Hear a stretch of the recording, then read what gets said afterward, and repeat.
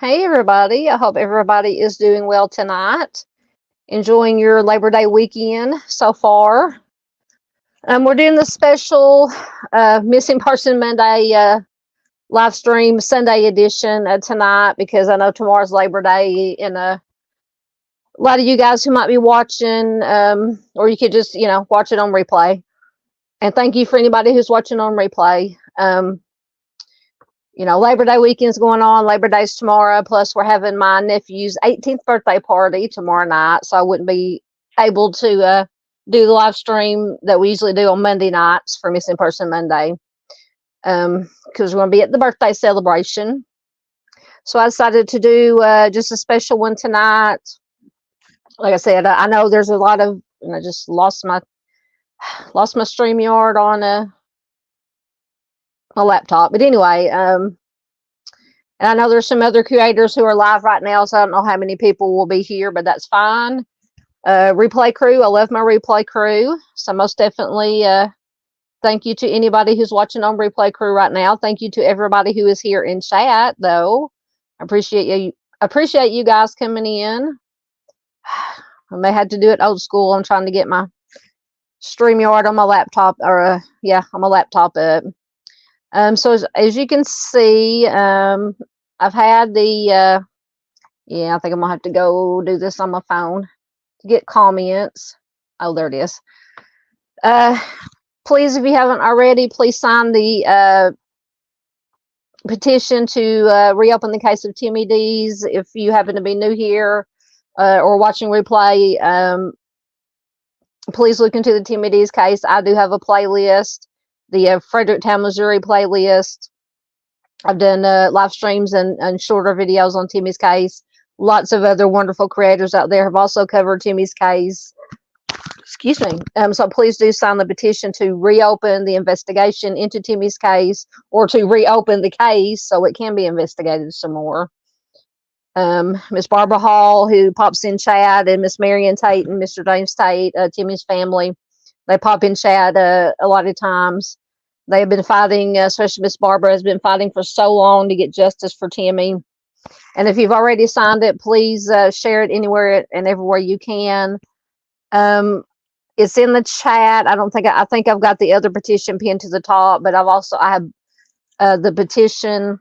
I also have the link to the petition that Arctic Fox True Crime has started, or it's been around for a while, on change.org to standardize the Amber Alert system, because definitely in his opinion, he's very vocal about this, and I agree with him.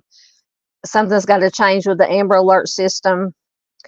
And I do have both links to the petition in the description box of the live stream. And I do have the link to the Amber Alert petition as now, and I will put Timmy's link to Timmy's petition in there too, on the description page of my channel.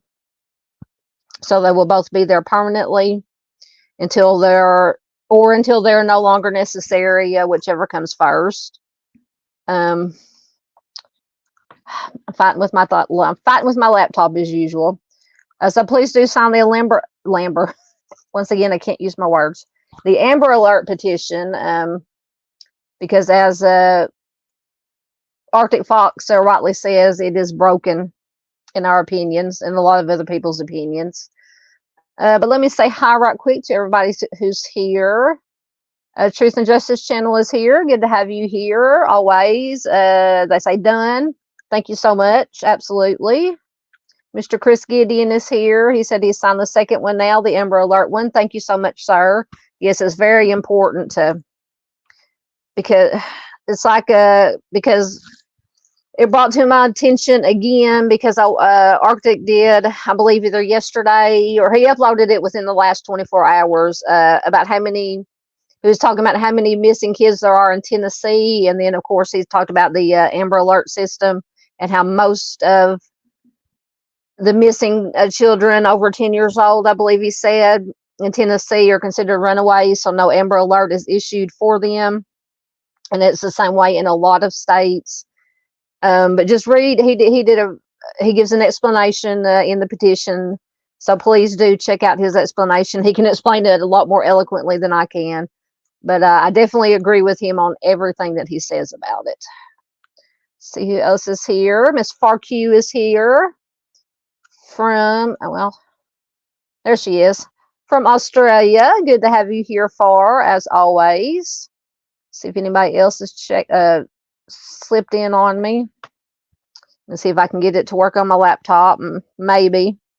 Wait a minute. I think I saw Dave. There's Dave. Oh, I might have to do it from. Is it going to go? Oh, I have to do it for my. There is Dave, our resident out on the prowl. I don't know if he's working tonight or if he has the night off for the holiday. But we are glad you're here, Dave. Always good to have Dave here. Please check out Dave's channel. Excellent. I think I'm just going to give up on StreamYard on my computer. Dave has an excellent channel. And I missed it. Once again, I fell asleep again. Early Sunday morning. Dave does very late night, early morning live streams early on Sunday mornings. And I fell asleep. I fell asleep this Sunday, and I apologize, Dave. But I will be on Replay Crew, and I will share it on my community tab as always. So please do check out Dave. I don't know if there's anybody in here with a wrench. You can put a link in, but you can find a link. You can actually find a link to Dave's channel in the description box of the live stream or on the homepage of my channel. Just scroll down to where it says visit our friends, and has a whole bunch of links to our favorite channels and favorite creators. So please do check them out. Let's see. I think Dave said that he has got the night off. And I know it didn't come up, so let me go back to my phone here. Well, let me find the, I've lost it. I've lost Dave. Oh, goodness. Okay. Oh, yeah. Okay, okay, that was his other one. That's not the one I was looking for. It's good to see you, Dave. Nan is here. Hello, Nan. Good to have you here. Nan says she signed both. Thank you, Miss Nan, and it's good to see us all. It is always good to see Miss Nan here. Let's see. Yep. Miss Nan once again. I know Dave said he had the night off. I can't find the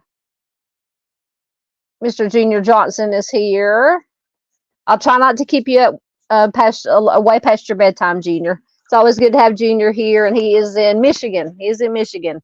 How'd you like the Michigan game yesterday? Did you watch it, Junior? Did you get a chance? I watched some of it. I watched a lot of football yesterday. I've been ODing on college football the last week since Thursday when I started the games. So good to have Junior here. I saw Junior earlier in Mr. Steve's members only chat. Excellent show as always from Mr. Steve. Please check out True Crime Web. Maybe something collaboration coming up in the future, maybe in the next week or so. I got to get things planned and get a hold of Mr. Steve to see when a good time for him is. So I'll be looking forward to that. See if anybody else has snuck in on me. Always good to see you too, Dave. Yes, we do have wonderful people here. I love my community. Love my community, absolutely. We have a wonderful community here. All the people and other creators that come in here that are here for the right reason. Thank you, ma'am. Thank you. Ma'am or sir, sorry. Yes. Thank you so much. I appreciate that.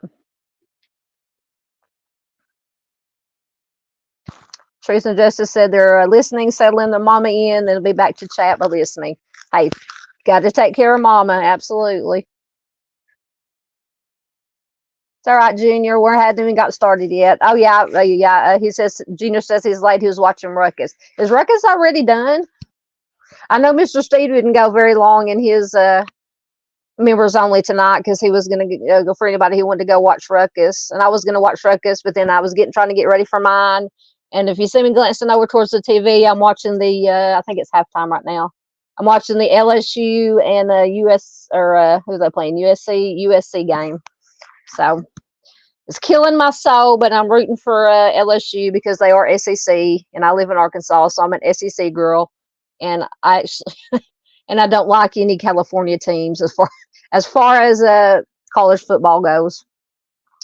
Can't do I just don't care for any of the California teams. But anyway, don't get me started on football or Nan said she fell asleep while watching and listening to Mr. Steve's. Yeah, I always fall asleep whenever if I'm watching replay because I'll just stream it to my TV and lay down in the bed, and as soon as my head hits the pillow, I'm out usually. Oh, Junior says he does not watch University of Michigan games. So are you a Kentucky fan or neither? Neither U of M or Kentucky? I'm a Razorbacks fan because I live in Arkansas. But I'm also, like I told Mr. Steve earlier, because he said, I guess Mrs. Steve's not feeling well. So Mrs. Steve, I hope Mrs. Steve gets feeling well. And her Georgia Bulldogs won handily yesterday. So I was telling him to tell her congratulations on her dogs winning. But the Georgia, as far as SEC or NCAA teams goes, they're my second favorite NCAA college football team. I just I like, yeah, my grandfather was actually from Georgia, but ironically he did not like the Bulldogs. He actually liked Georgia Tech. He didn't like the Bulldogs, the University of Georgia. So go figure. Oh, Junior said he is a Michigan fan, but you didn't watch the game. Okay. He says Ruckus is over. It was good. Yeah, I'm gonna have to get over there and oh, Dave, don't start. I don't even want to hear that, Dave. Dave says only one legit college football team, Roll Tide. I don't want to hear no Alabama. Don't be bringing no Alabama up in here. Oh goodness, we're gonna fight, Dave. We're gonna scrap. Yes, we do hope. Absolutely, Mrs. Steve. We hope that Mrs. Steve is feeling better. All right, for our ramble, I think I've got everybody got caught up, got everybody welcomed in. So tonight, so I have been on my live stream or on my missing person Monday videos. I've been doing see if I can get I'll just add it like that because my computer's not working. My missing person Monday live streams lately, I've been doing state by state, but since it's the holiday weekend, a lot of stuff going on, and we're doing the live stream tonight. I just decided to take a break from the states for this week, so I just scoured the missing person and cold case Facebook groups that I'm in, and got some more current because usually when I do the states, it's more cold cases that I do. And some of these tonight are cold cases, but most of them are within the last month to within the last year or so. So I just got no big new, stories to go with it. I think I've got 25 of them, but it shouldn't take us too long to get through all of them because it's just got the basic information. And I try to get ones that either family members have posted, because whenever a family member posts about their missing loved one, being missing, I just kept adding and adding and adding because I didn't want to leave anybody out. But unfortunately, we could, all of us creators who share missing could sit on here 24/7, and unfortunately we still would not be able to get, never mind a half, a quarter of all the missing. So we just do as many as we can, and hopefully we do our little part around here on my little horse and pony show, as I call it, to bring attention to as many as possible. The ones that don't get national coverage, most of them don't get local coverage that they deserve in the hometowns, home states even. So we're just going to take a look at, like I said, I think I have 25 of them. And just jump in with comments, questions, thoughts, You know the routine.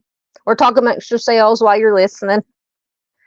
All right, so the first one, I have to bring up my, I did remember to email myself my slideshow so I can read so I had to read it off my small screen. So this first one is Linda Emerson Wizenant. Linda was last seen on Gamble Road in, I'm going to try to pronounce this right or close, Cacapon, West Virginia, on April 21st, 2021. That night, Linda and her boyfriend, Jeff Bly, got into an argument. Whenever I hear, it may be nothing, but whenever I hear of a missing arguing with a significant other, it sends up my red flags. Anyway, they got into an argument, and he claims that someone picked her up around 10 p.m. And apparently that was the last time he claims that he saw her. She was 53 at the time of her disappearance. She's 5'6", 165 pounds, with brown eyes and brown red hair. She does have tattoos. She has Jordan Lee on her wrist and a tree frog on her calf. She does have Hashimoto's disease, which I believe has to do with thyroid, overactive thyroid, if I'm remembering correctly. Possibly lupus. She does not drive. And she does have connections to Virginia and New Jersey. So if you have any information, contact the Sergeant Smith at the Morgan County. I'm assuming it's West Virginia State Patrol at 304-258-0000. Or it says you can also submit anonymous tips via email at deb@voicesforthesilence.org. So that is our first one. So this one is over 3 years old.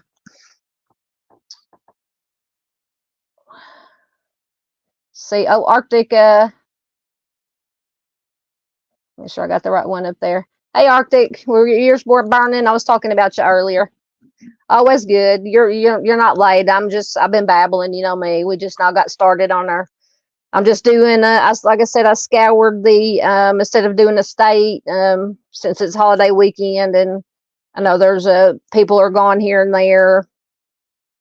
And so we're doing a special live stream tonight, since I'm not going to be available tomorrow night.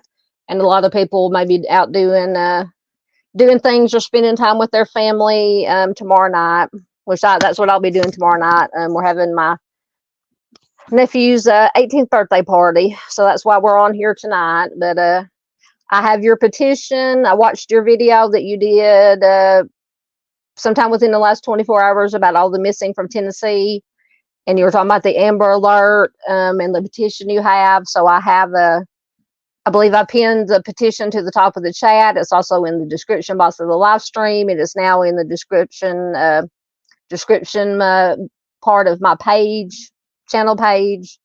So I encourage everybody to read it, sign it, and because the I keep wanting to say Amber Alert definitely needs some fixing. So it's good to have you here as always, my friend. See if anybody else has snuck in on me while I was reading. I got any comments? All right. And I got to remember to advance my slides. Oh no, I hate to hear that. You are most welcome, sir. I'm sorry that your legs have been killing you all day. Is it old age? I don't mean to make fun of you. I know I've been hurt. My joints have been hurting me all day. We had a little bit of rain last night. Now they kept saying it was supposed to rain here today. We hadn't seen any rain. There's been cloudy. But I hope you get to feeling better, my friend, and you're most welcome for the shout out. Absolutely. Absolutely. And when I will post it in my Facebook group, I will, for your petition, I'll post a link in my Facebook group. I'll put it on my community tab here. Like I said, I've already put it in the chat. I've added it to the description box of my channel page, so it will be there, always be there. Oh, fibro and rheumatoid arthritis. Ew, yeah, that's painful. That's painful. I'm so sorry, my friend. I hope you get to feeling better. Thoughts, prayers, and good vibes. Absolutely. So yes, definitely go sign the petition and Timmy Dees petition if you haven't already. Trying to see. There we go. Trying to make sure my slides are going. Well, this one is, we have a baby, and I haven't checked on updates in these since yesterday. So if any of these that I'm sharing tonight have any updates, or have they been found safe, and if anybody knows, please let me know. Just put it in chat, or if you're watching in replay, put it in a comment, and I will be sure to note that. But this is OJ Orlando Jesus Alas, or Alas, ALAS. He has been missing since November 1st of 2022 from Los Angeles, California. Not a lot of information, but Los Angeles, whoever wrote this, I'm assuming it means the Los Angeles Police Department has been has a missing child alert from November 1st of 2022. So I'm assuming maybe an Amber Alert or missing child alert, whatever they have in California. Baby OJ is now 2 years old, according to NCMEC file. He is believed to be in the company of his parents. So apparently we have another case of sorry, I'm trying to get that, of parents that don't have custody of a child for whatever reason or another. And I believe I just did maybe in the last stream we had that was the case with the two children. I think they may have been found, the Wyman and or was it other, I think Miss PJ posted something. It was Willow and Wyman, the two. I can't remember where they were from. I think they have been found safe. And I think they have been abducted by their parents, who did not have custody of them, that also had the 15-month-old baby that they left behind. That was, the 15-month-old was born addicted to substances. But I believe, if I have the right one, I believe they have been found safe, hopefully. So somebody let me know in chat if you guys have heard that. But little OJ, excuse me, apparently abducted by, or believed to be in the company of his parents. There's no other information available. No news affiliates have covered anything on this case. It says here, that infuriates me. So if you know anything about the whereabouts of little OJ Orlando Jesus Alas, please contact, it says your proper authority, the Los Angeles Police Department at 877-275-5273, or call 911. You can also call NCMEC at 1-800-THE-LOST. And thank you. This was from Missing and Not Forgotten Facebook group or page, whichever it is. Miss Donna McIntyre. She pops in every once in a while. So please share the link to this live stream, or when it's over with, share it anywhere and everywhere you can, because we want as many people as possible to get this information about these missing, especially these children. Sorry, to get me a drink right quick. Oh, Dave is fixing himself some breakfast and or dinner. I had Sonic for lunch today. Thank you, Junior. Junior said he has signed the petition. Thank you so much, my friend. Absolutely. Thank you. The more signatures, the better. And God bless Arctic for getting that petition together. And I think it was over 2,000 signatures. I think the next goal was 5,000. It was 2,000 and something when I looked at it today. Thank you, Dave. Dave says he believed he signed both. Thank you, sir. Thank you very much. I'm sure Arctic thanks you also. All right, so that is little baby OJ. And I'll go to the next one. This is Gemini Posey.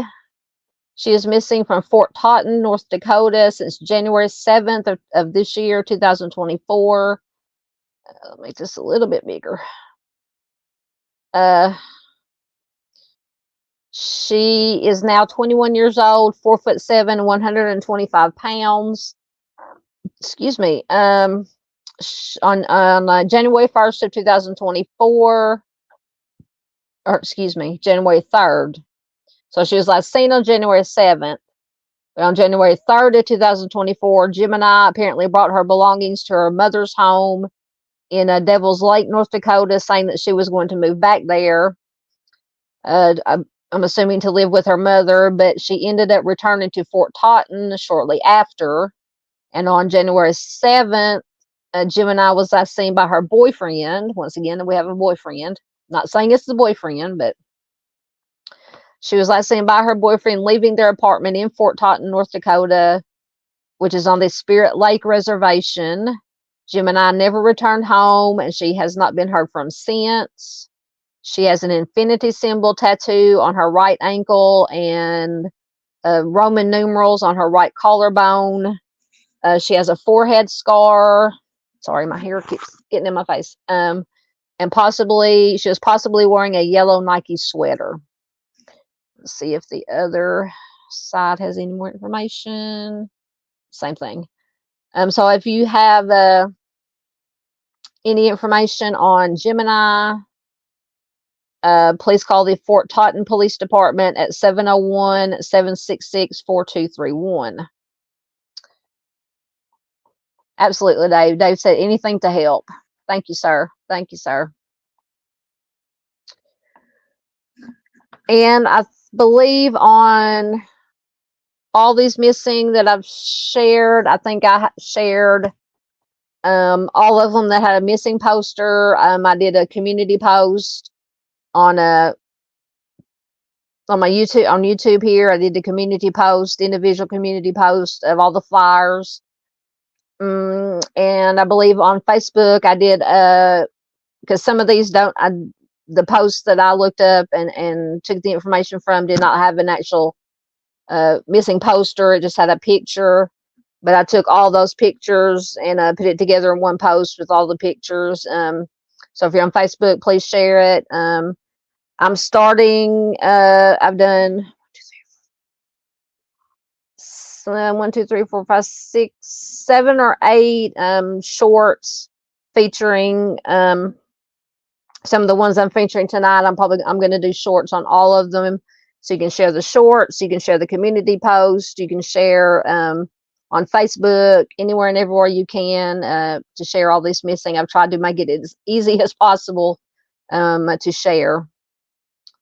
All right, so next we have,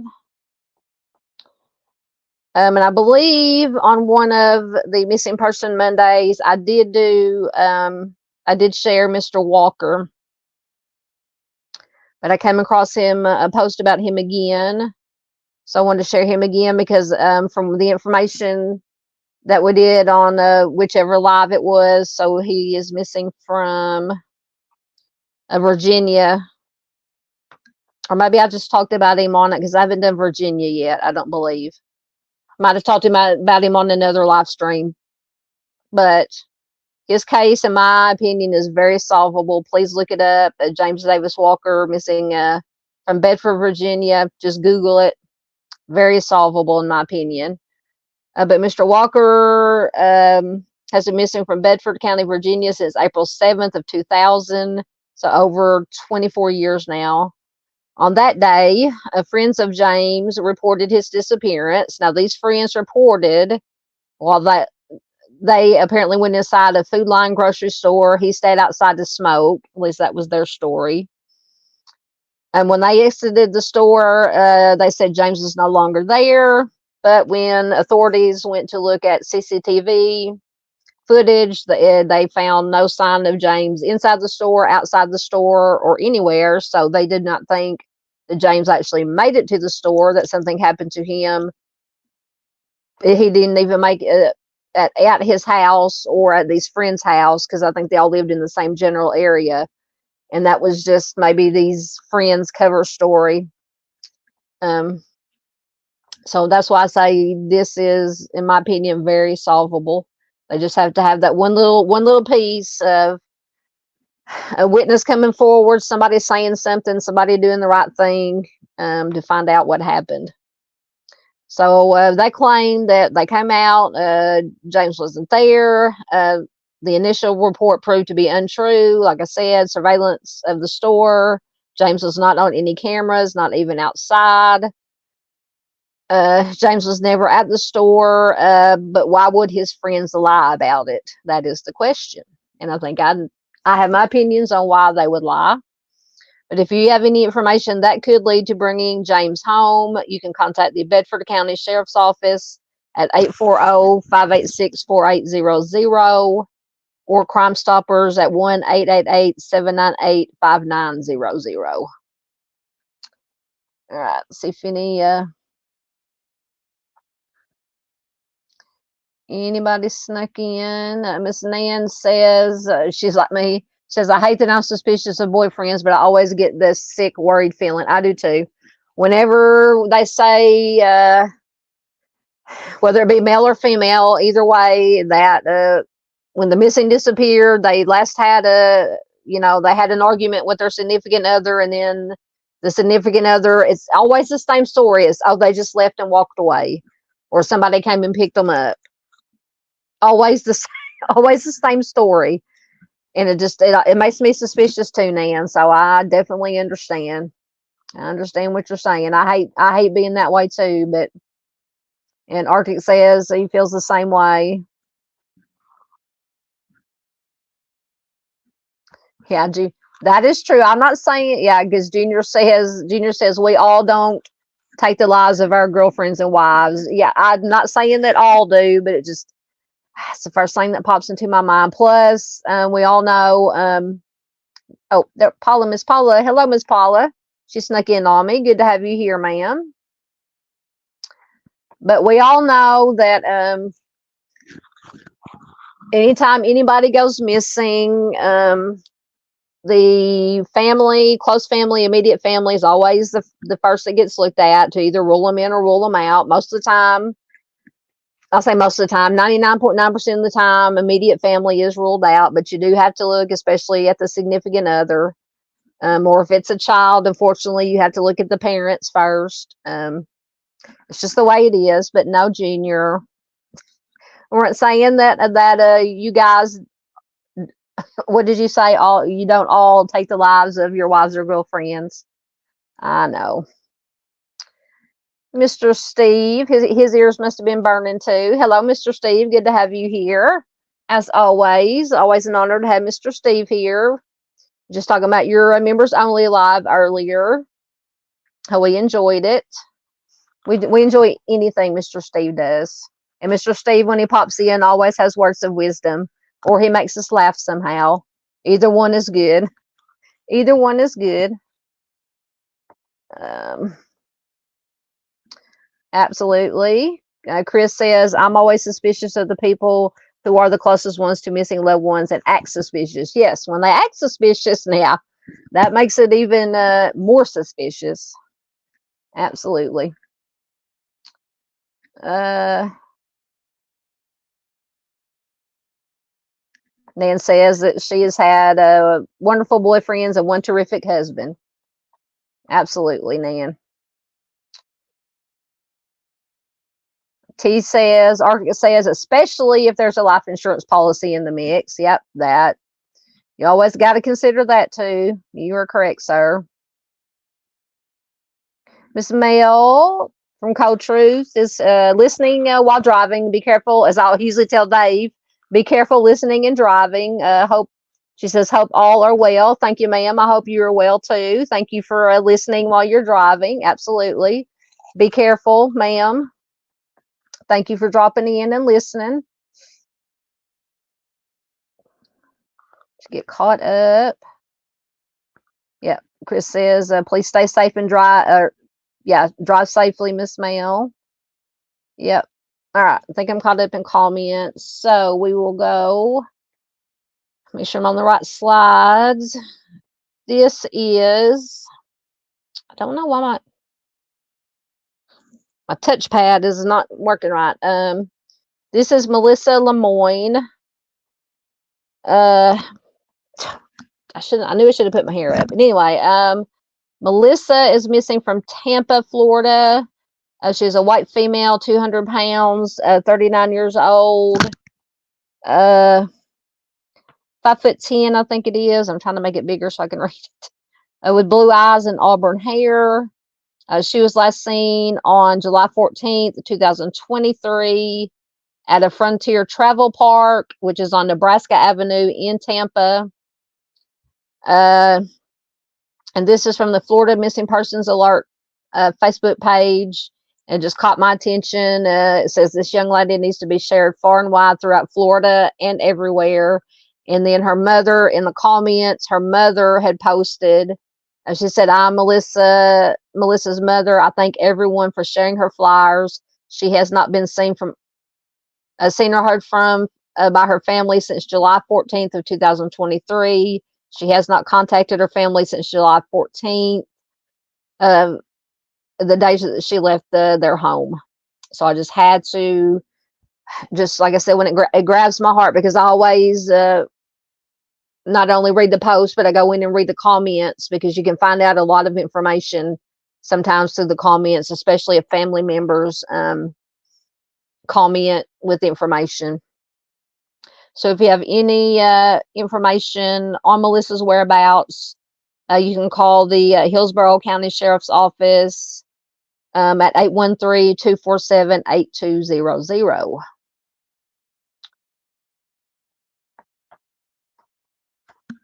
Yes. Mr. Steve says, statistically, your friends are responsible for your unaliving, so choose wisely. Absolutely. Absolutely. Friends, family, because I don't know the statistics, but I would assume that most, like Mr. Steve says, and he probably knows the statistics, that most homicides are committed by family, friends, someone known to you, rather than, complete strangers. Now, we obviously know complete it does happen, but for the most part, friends, family, somebody that is known to you somehow, may not be a close friend, but somebody that at least you know of, or may know of you. You may have just crossed paths, Oh, Arctic says, talking to Mr. Steve, says, well, I've often said my friends would be the death of me. That's what I used to say back in my younger, wilder days. My friends are going to be the death of me. Absolutely. Nan says, I hopefully will be here forever, as my friends are very caring and supportive. Absolutely. Absolutely. If you just have just one good friend, that's all you need. The more the better. But if you have one good friend, you can count on to get you through, someone you can talk to, somebody who understands you, somebody who can be, what they call it, your person. That's what you need. I'm going to see if I can get oh, it is up. Oh, it came back. Let me see if it'll do.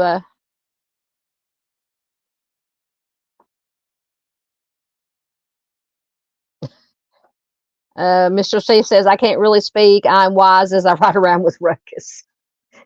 Ruckus is going to be the death of you, Mr. Steve. Oh, goodness. Yep. Dave says, nobody is getting out alive. That's for sure. Yep. Yep. None of us are going to live forever. But we can, like Mr. Steve said, choose our friends wisely, make wise decisions regarding our safety, always be around, aware of your surroundings, where you're at, like I said, who you're hanging out with, decisions of what you do. Always make good choices. Like we always tell our kids, make good choices. And some of us need to take our own advice sometimes and make good choices, most definitely. All right, so next we have Elijah Vu is still missing, and I believe on August 20th, I believe, was his birthday. He would have been 6 years old. So I just wanted to share him. I don't know if there's any new information that's come out. All I can ever find is information about his I use the term loosely, parents or mother and her boyfriend, whatever.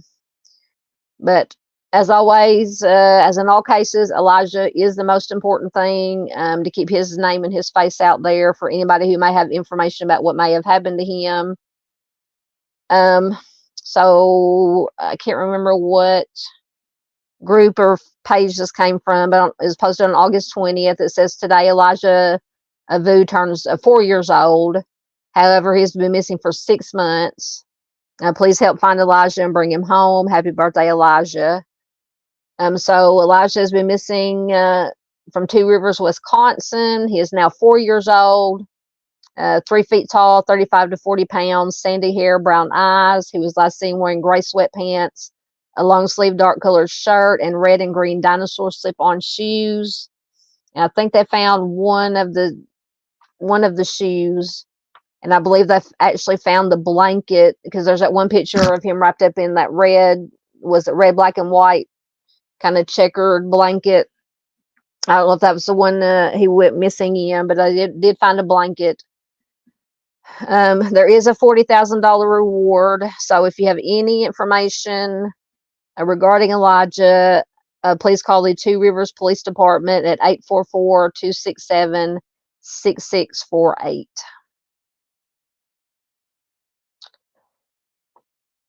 Yes, talking about friends, Nan says quality over quantity. Absolutely. Absolutely. Yep. Because when I was in school, I had my, what I called my core group of best friends. There was 4 of us that hung around, starting in junior high through high school and then through adulthood. And unfortunately, I've lost all 3 of them. But yeah, as long as I had those 3 or a combination of any of those, there are one or more of them was always there for me. I was always there for them. So you don't have to have a big, huge, group of friends. You just have 1, 2, 3, 4, one. Sometimes one is all you need. And that's right. Quality over quantity. Yes. Ruckus is a good guy at heart, but we all, Mr. Steve blame Mr. Steve and Dave. They always make fun of Ruckus, but Ruckus, yes, deep down, Ruckus, I've heard it, and I trust with everything Mr. Steve says, and he says that Ruckus is a good guy, absolutely. Dave says Elijah Vu case bothers him, absolutely.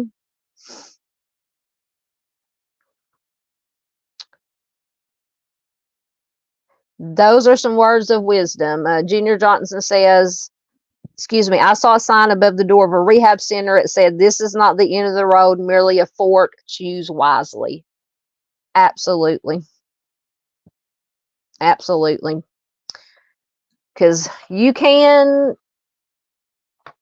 control everything, but as far as you go, you can choose what decisions you make. Like I said, make good choices, like we tell our kids or nieces, nephews, grandkids, whatever. We always tell them, make good choices, and that goes for adults too.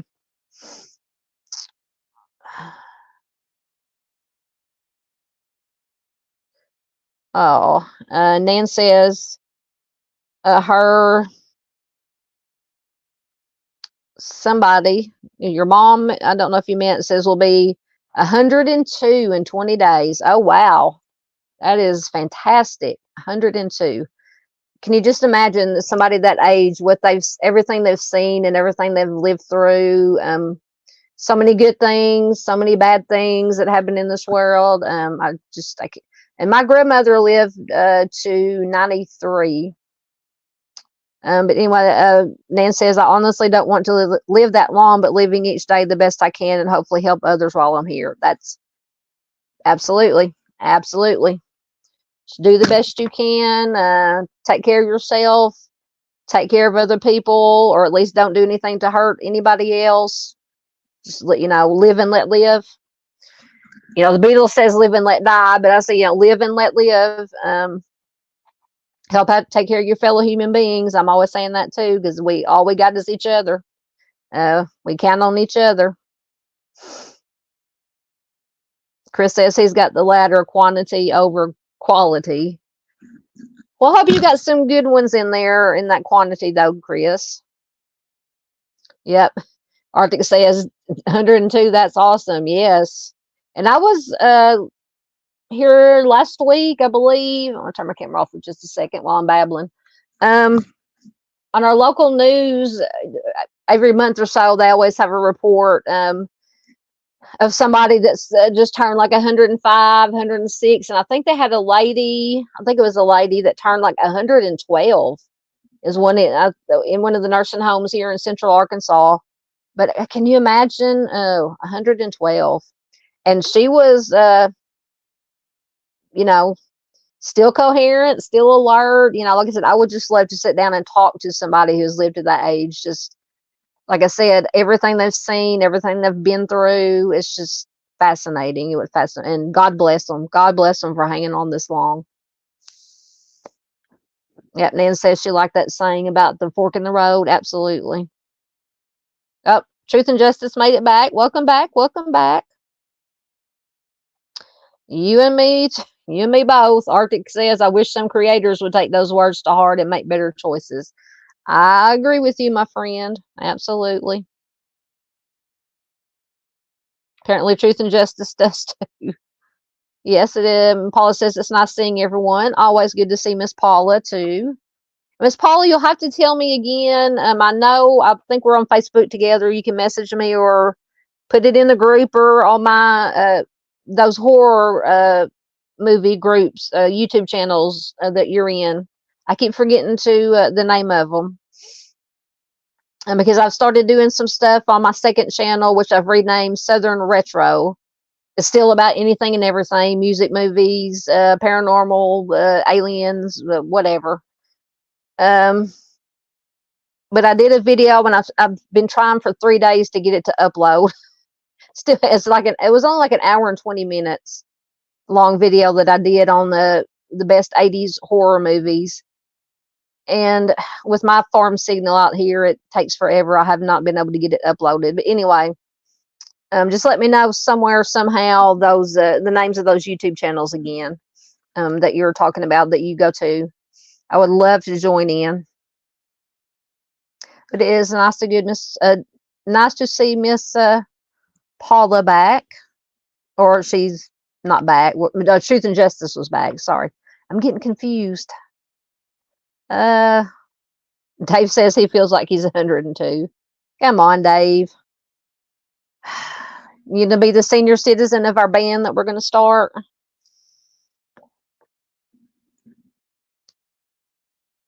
Arctic says he's taking somewhat of a break. A break from what? What are you breaking from?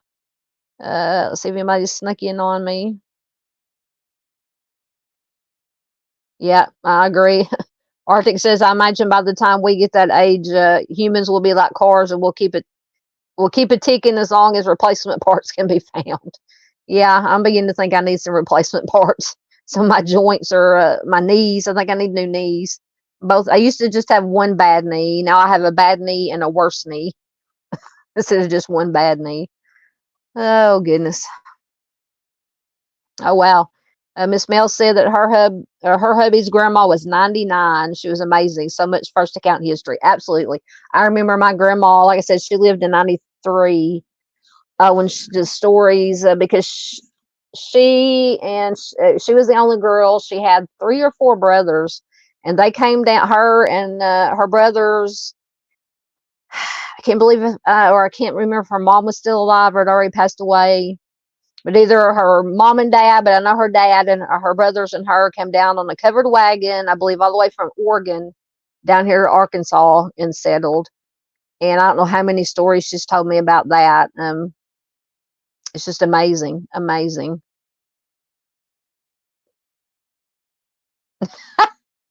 I like that.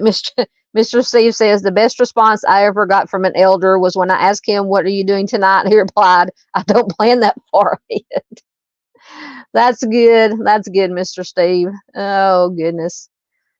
Oh, I like that. Oh, goodness. Yep.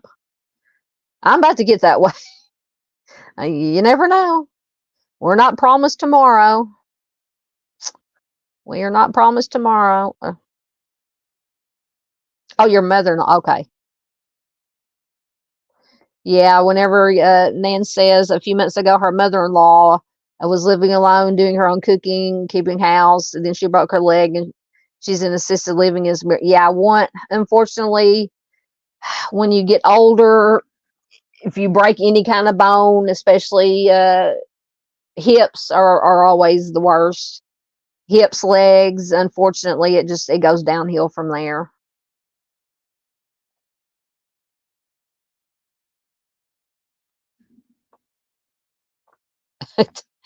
Oh, Dave says, I love it when people ask where you're from and then you answer and then they reply, you've been there your whole life. I don't know. I'm not dead yet. Oh, you guys are cracking me up. I love it. Oh, goodness. Dave says he can't pass away today. He's got too much to do. Oh, goodness. Okay. Let's get back to business for a minute. Thank you guys who are taking time out of your holiday weekend to hang out with me for a little while tonight and get some information on the important information on some missing. If you're like me though, the older I get, when holidays come around, I'm like, I'm just gonna stay home. I might end up working tomorrow. I may go out and slip some groceries tomorrow if it's anything going on. I don't know how busy Spark will be or DoorDash will be, being it's a holiday, but because we're not going to do anything tomorrow. Mom's got to work. Everybody else has got to work. Well, my brother might be off, but then we're having my nephew's birthday party tomorrow evening or late afternoon.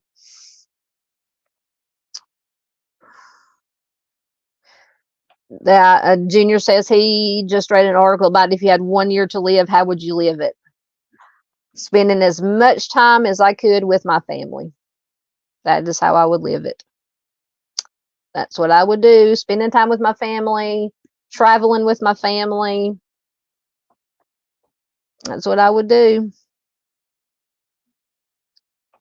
Tristan just said, me too. I like to stay home. I know. The older I get, I don't like to go out of the house. I don't like people. Most people. I like some people. Most people I don't like. I don't like to be around people. I don't know if it's because I worked with basically every job I have had, except for when I worked at the daycare center for 3 years in school, and then in the summer after I graduated, I worked 10 years in food service, 15 years in retail, 10 years in caregiving, and now doing grocery deliveries. I've just had to work with the public, and I don't. When you work with the public that much, and you see how some of the public is, you don't like people. You don't like people.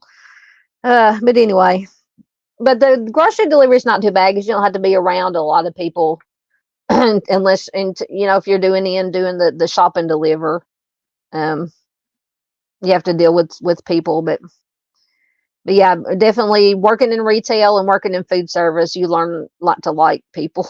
I hate to say it, but it's true. That is also a point. It says if he had 1 year to live, he'd do every high risk activity that he's been too chicken shite to do. See, I'm not a risk taker. I'm a chicken. I'm a chicken. Dave says people always say the kids these days it's the adults. Exactly. Because people, I know we're getting a little bit off topic, but that's fine. People say, want to know what's wrong with kids these days. What's wrong with adults these days? I think a lot of it has to do, it's just my opinion, a lot of it has to do with the adults that are raising these kids. I mean, not all, not obviously not all, because you can do the best you can raising kids and they just don't listen and they don't, they get into trouble. But yeah, looking at some of these adults, and then you wonder, you say, what about these kids? Look who's raising them. All right, I think I'm caught up, so we'll see who is next. Let me get back to my big slideshow so I can read. This is, I'm going to try not to mispronounce this young lady's name. Kalia Hobbs Pope. She's been missing since June 18th of 2024 from Philadelphia, Pennsylvania. She is currently 17 years old. Not a whole lot of information. Says the two photos in this case, I just used one photo, are the only ones that are available at this point. In one photo, you can see where she has her nose pierced. Is that one there? There are no Facebook accounts that are active, apparently, at this time by this young lady. So if you know anything about her whereabouts, please contact the Philadelphia Police Department at 215-418-0265, or 1-800-THE-LOST. Once again, this came from Miss Donna McIntyre, or the Missing and Not Forgotten group or page, whichever one it is. So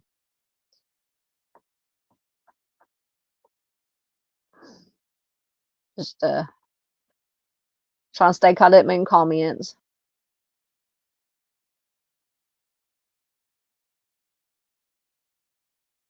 Yes, exactly. Nan says, no wonder I don't like people. Yeah, I'm telling you, retail and food service will do it. It will make you not like people when you see how people act. Like I said, not all of them, but I'd say 98% of them. Yes.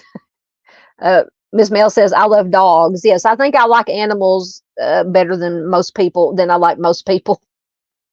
For sure. For sure. Oh,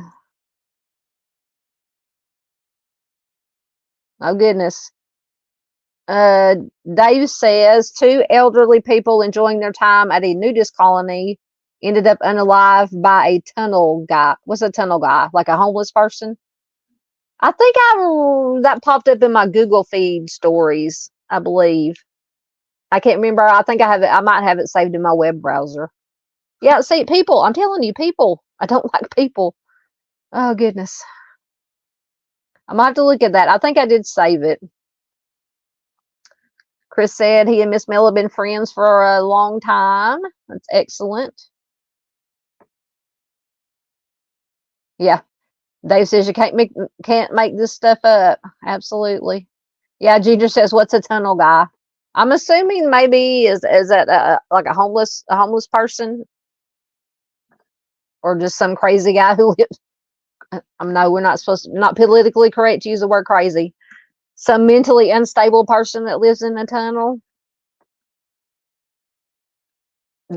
Dave says he likes his owls. Yeah. I think I would like your owls better than most people.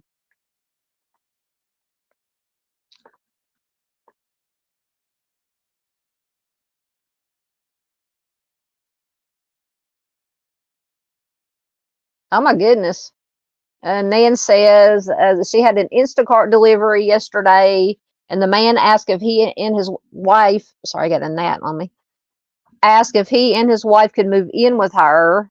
And after he said he didn't leave, after he was evicted from his house. Oh, yeah, be careful with, because whenever I tell people I do Spark deliveries and some DoorDash, they're like, be careful because you never know. And I absolutely be careful. I keep my doors locked at all times unless I'm getting out to quickly deliver the DoorDash or to unload the groceries.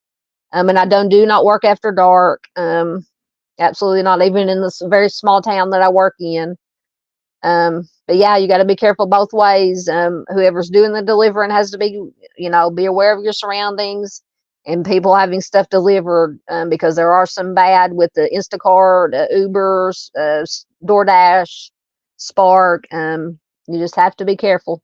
Be aware of your surroundings. Yes. T says the fact that I have three cats and 2 dogs speaks volumes of how much I prefer animals. So I'm glad I'm not the only one who prefers animals. Truth and Justice said, my animals are my kids. Absolutely.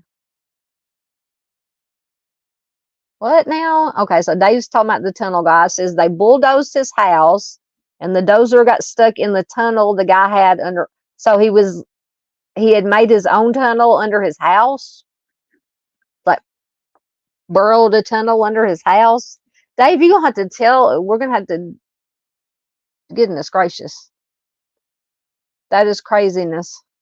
That's why I'm telling you, I don't like people. Chris said he and Miss Mel have known each other for 8 years. He had the great fortune to make the acquaintance of Miss Mel. That is wonderful.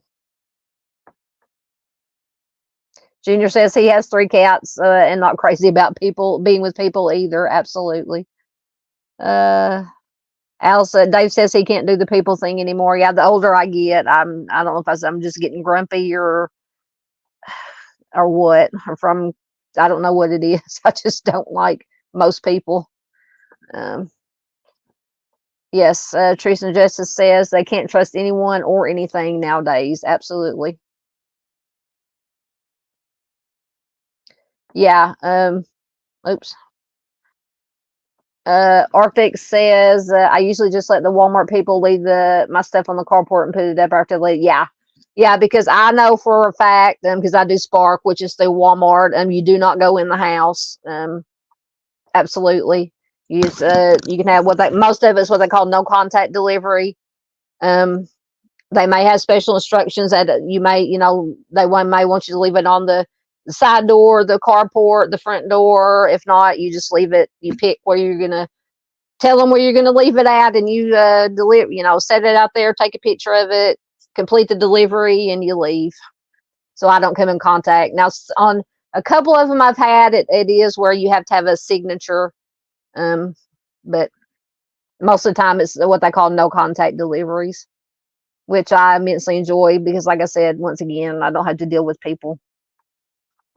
Oh, Junior says he's supposed to go to a cookout tomorrow and he dreads it. Yeah, I don't. If it was with my family, yeah, but if there's other, I don't like hanging out with the friend. I don't think I have friends.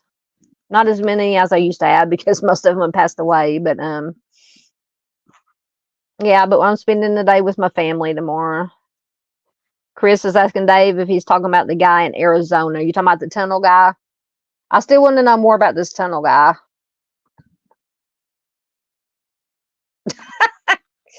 Arctic. I can't put that up on the screen, but that's funny what you said about bulldozer and tunnel. Sounds like a bad 70s. Oh, goodness. He cracked me up. Just trying to get caught up here. Paula says she's officially over here now. Chris says, is it the guy that had the bunker under his house? That was, yeah, a tunnel bunker, yeah. Nan says she has a cat and a parrot. The parrot talks to the cat, and cuddles with her. It's good. My grands and daughters are great. Absolutely.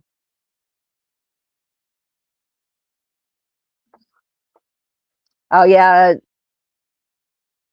Talking about deliveries, Teresa Justice says, but they just, because Arctic has said he just let them deliver and then he gets it after they leave. And Teresa says, me too, Arctic, but they hear my dogs, they don't want to even knock. Yeah, and some of them, and I usually don't knock because even if it says, because on our app it'll say feel free to knock or whatever, but I'm always afraid somebody will be asleep or the dogs, because and then sometimes even when especially if I deliver to the front door, as soon as they hear me, the dogs who hear me walking up the porch or setting the groceries down, or they may see, because some of them has the stained glass, them dogs start barking. I'm like, please don't open the door and let the dogs out on me. Absolutely. Miss Paula says happy Labor Day weekend to everybody. Once again, thanks to everyone who's hanging out with me tonight. Truth says she chats on phone with her friends. Yeah. Text. Let's see. I'm just getting caught up.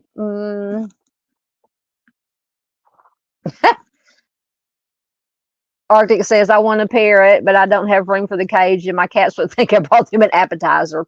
Yeah, my cats would try to eat. They eat everything, especially little one, little Biscuit, who's, I guess I got to start calling him middle-sized Biscuit because he's actually started growing. That cat will eat anything and everything, anything off the floor. He eats Pop-Tarts. He eats crackers. I don't know. There's something wrong with that cat. Mr. Lance Jones is here from Canada. Welcome, Lance. Good to have you here. Absolutely.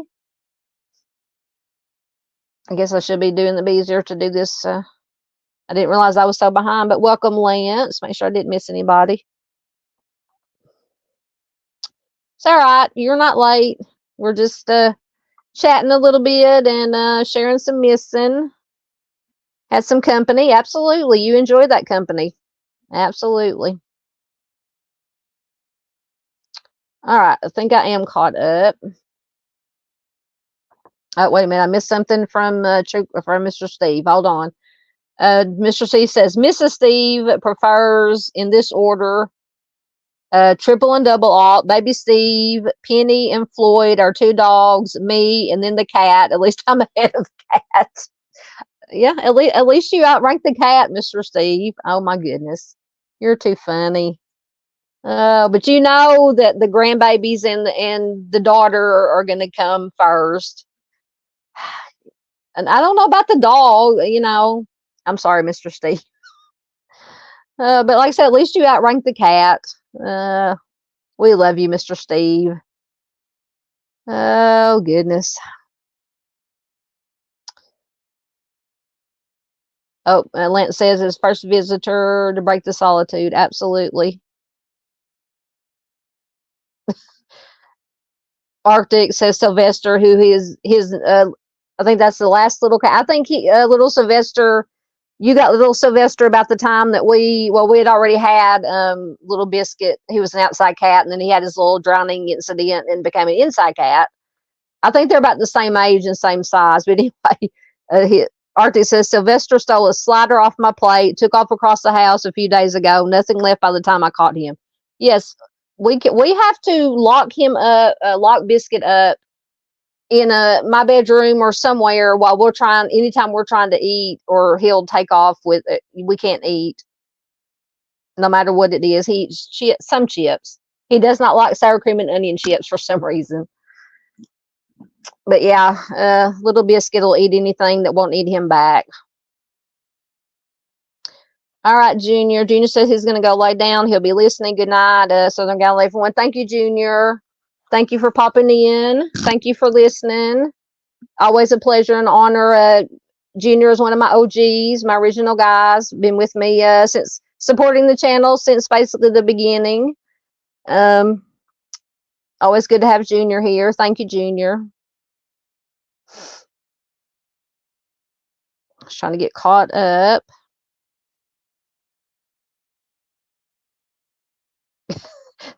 That is true. I never thought about that. Naomi makes a good point. It says, here we are, a group of people trying to help people, but we don't like people all that much. That is true. No, it's just certain people. I like most people. Well, I don't know if I can say that. I like people for the most part. It's just the ones that maybe the ones that we encounter, they give the other ones a bad name. It's. But for me, working in retail, because I worked at Wally World for 15 years, that's enough to make anybody hate everything. Honestly, but just the type of people that. And you don't even have to work there to know what I'm talking about, but the type of people that you encounter, and I'm sure it's like that at other big box stores or whatever, the type of people that you encounter at Wally World, that's what makes me not like a whole lot of people, honestly. Food service wasn't that bad. You'd have the occasional customer who, because I worked at a pizza place for 10 years, wasn't that bad, but you had your customer that my pizza's not right, I want you just either give them their money back or give them make them a new pizza and they're happy. But now Walmart, Wally World's a whole different monster, whole different animal. Let's see, a whole bunch of comments just popped up again. Let's get back to where I was. Turn my camera off for a minute. Give me a drinky.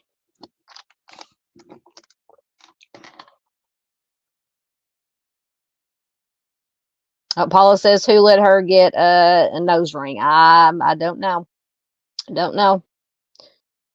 Yeah, Nan's telling Arctic, you got to watch your plate. Absolutely. Arctic says he likes people. He just prefers to like them from a distance. That, I never thought about it like that. Welcome, Miss Karen Langston, who is, for anybody who does not know, is Doug Teal's mother. She says, hello, everyone. I'm fighting for justice for my son, Doug Teal, and alive. His life was taken by a homicide in Fredericktown, Missouri, July 15th, 2010. 14 years, nothing is or has been done. Absolutely justice for Doug Teal. And Doug's color is blue. Favorite color is blue. So feel free to fill up the chat with blue hearts for Doug, green hearts for Timmy. But yes, we are glad you're here, Miss Karen. Absolutely. Yes, Lance says it's hard to like others when you've been hurt terribly by almost everyone. Yep. See, I like people watching too. Nan says that I like people and she loves people watching. Yep, me and my mom like to people watch. And see, that's what I do when I sit, because I usually sit in my vehicle at Walmart when I'm waiting to get offers for either shop and delivers or curbside pickups. I sit and people watch people coming in and out of the parking lot. You can see some interesting, amusing stuff in Walmart parking lots. I don't know if it lives up to like Waffle House, but you can see some interesting stuff. I've seen a couple of people get arrested in the Walmart parking lots. Truth and Justice said they lost signal. I hope you got it back. Thank you very much. We got some blue hearts for Doug. Arctic's got some blue and green for Doug and Timmy. Thank you, guys. More green hearts for Timmy. All right, I think I'm caught up in comments again. Thank you, Chris. More blue and green hearts. Thank you so much, guys. You guys are wonderful. All right, next, let me get my big slideshow so I can read it. We have Juan Marlos. Juan is missing from Montgomery County, Texas.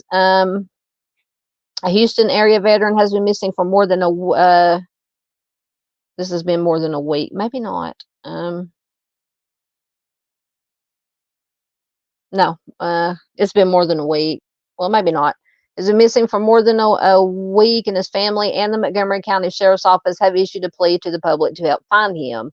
Juan Marlos, 36, is a Marine who lives in Cut and Shoot. That's a heck of a name, but it's in Texas, which is just north of Houston. Juan was last seen on August 20th. He did make 2 calls to friends in Los Angeles on August 21st, but apparently his phone has been dead since then. So Juan is 36. He has brown eyes and hair, 6'1" with a large build. Last heard from on August 20th. Last seen driving a 2009 blue Chevy Silverado with plate number RRB 5140. Lives in Cut and Shoot, Texas, and the truck was last seen on I-10 in Segovia. So if you have any information about Juan, you can contact the Montgomery County Police at 936-760-5800, and it says press 3 and ask for a deputy to give a missing person tip. So that is one, and it's got a picture of the truck. I'm going to assume that that is the truck, or it's either the truck or a truck similar or exact.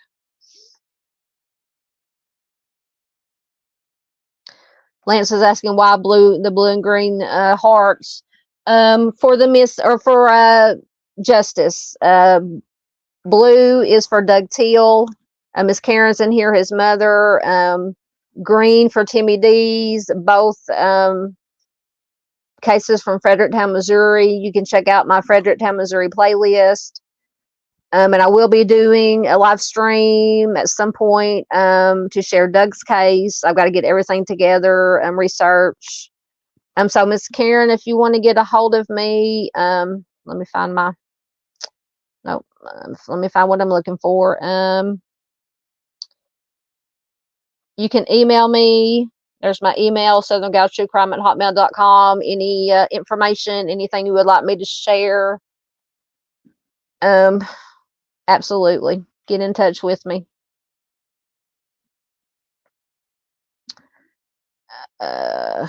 Yes, thank you. Chris says, yes, it is their favorite colors. Absolutely.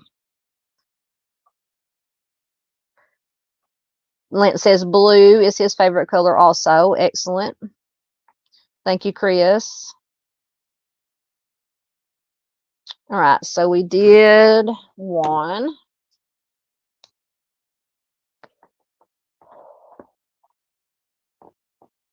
Sorry, I always forget to turn my camera back on.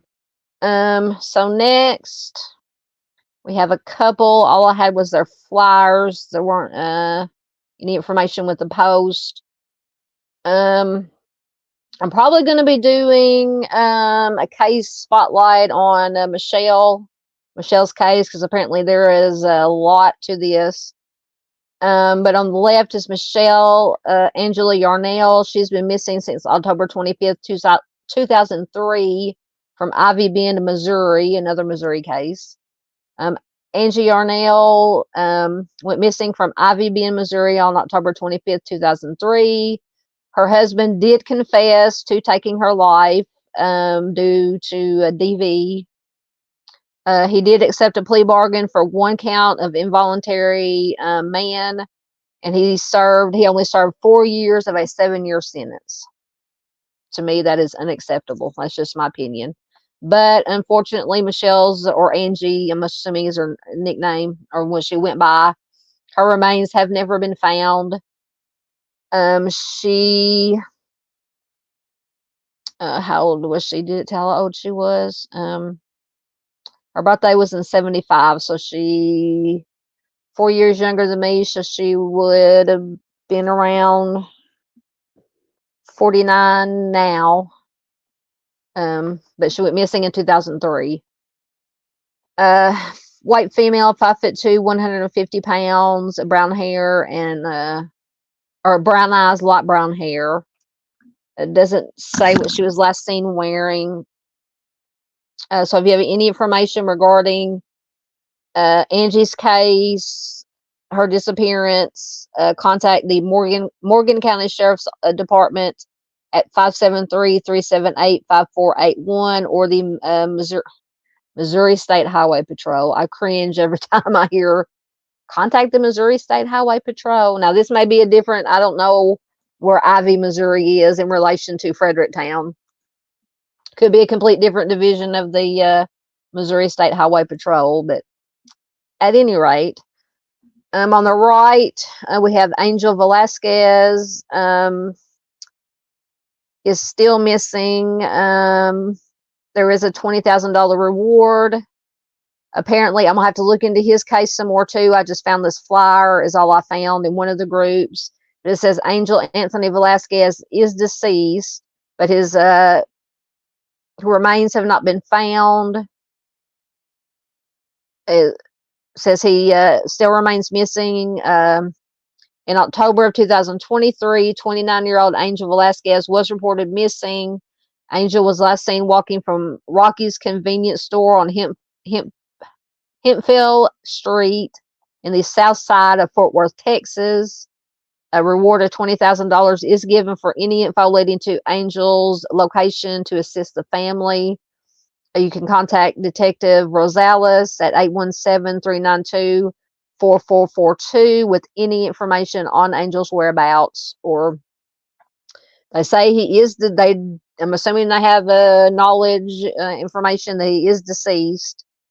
I'm assuming foul play. But if you have any information, please do let authorities know, and I will I will research his case and Michelle's case and try to get some videos together for their cases. see what's going on over here. Get back down in your comments. Make sure nobody snuck in on me.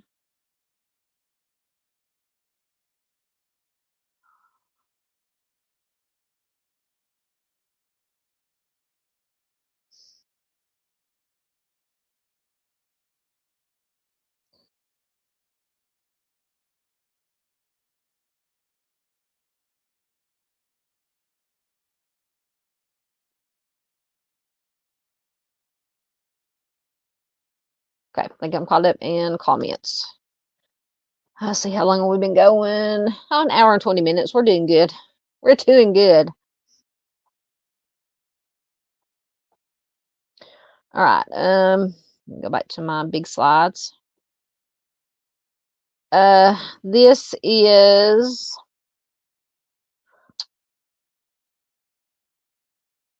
Skylar Gregory Peterson Tosick.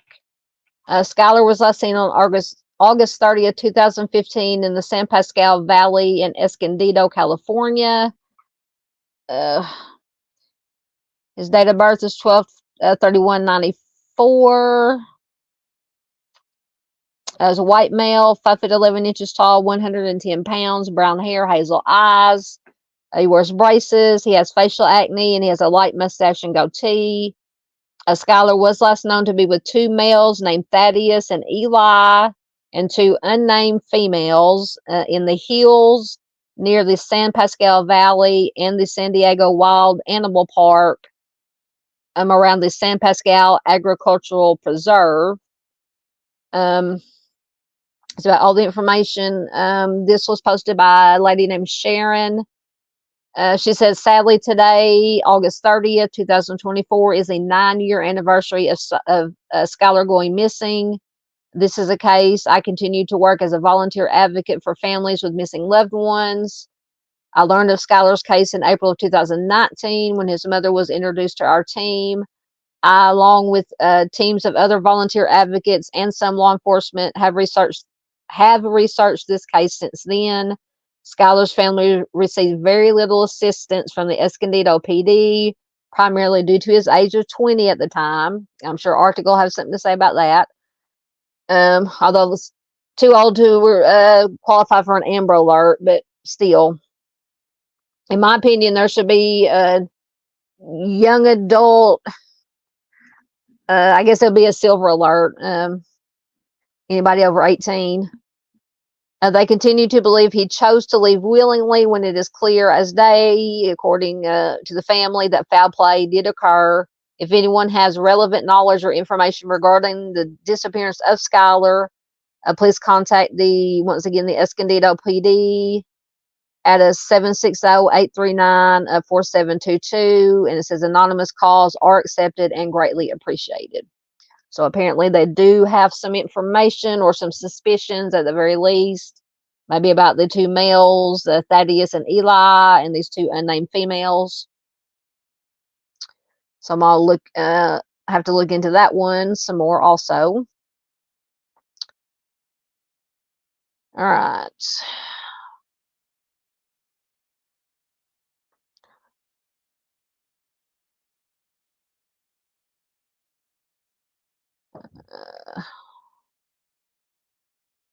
Trying to get out of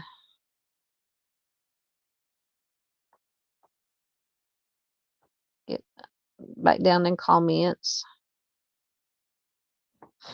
So there's a gnat's flying. Arctic says that he has covered Skylar's case and has talked with his mom Olivia a few times. Excellent, excellent, excellent. Yeah, I'm gonna have to get together a video if I can find some information to put in. Do one of my short missing person videos, or if you have any information you can send to me, I'll do another video. There can never be too many videos about these missing. All right. Saw something else. Chris said he thinks he may be familiar with Skylar's case. Yeah, it may be, Ian, because all these cases and the missing I'm talking about tonight came from missing persons groups and pages, and I know we're in a lot of the same groups on Facebook and follow a lot of the same pages. Lance says a lot of people in California get lured into tending to outdoor Mary Jane grows in Northern California.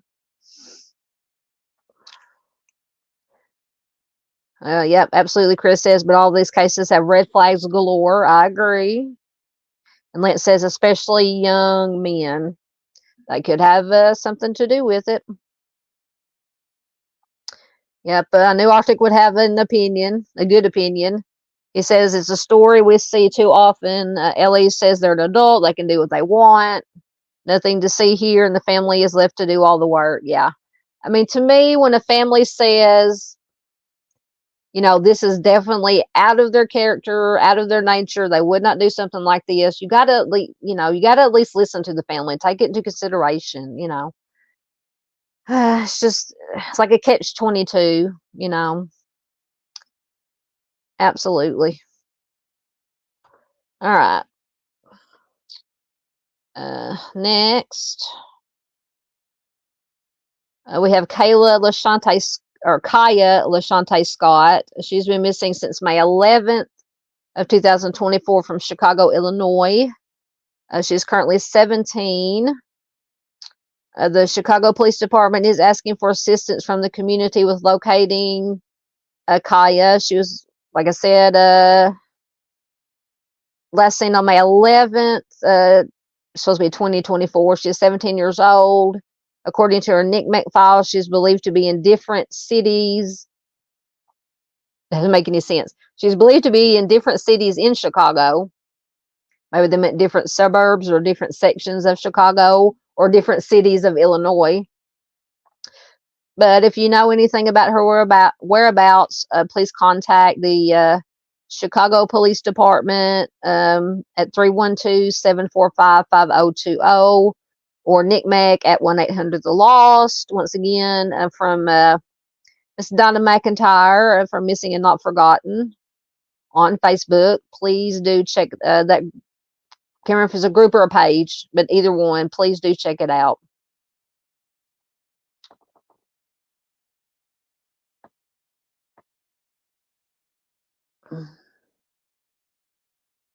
Just get my, in case my computer decides to go out, my comments caught up on my phone.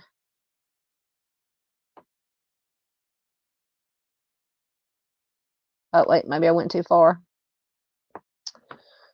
All right.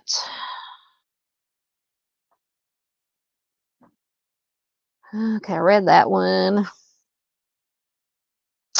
Dave says he'll be back in a bit. He's heading out to get coffees, and we'll be listening in the car. Be careful driving and listening, Dave, while you're now you said you have the night off, but be careful driving at any rate.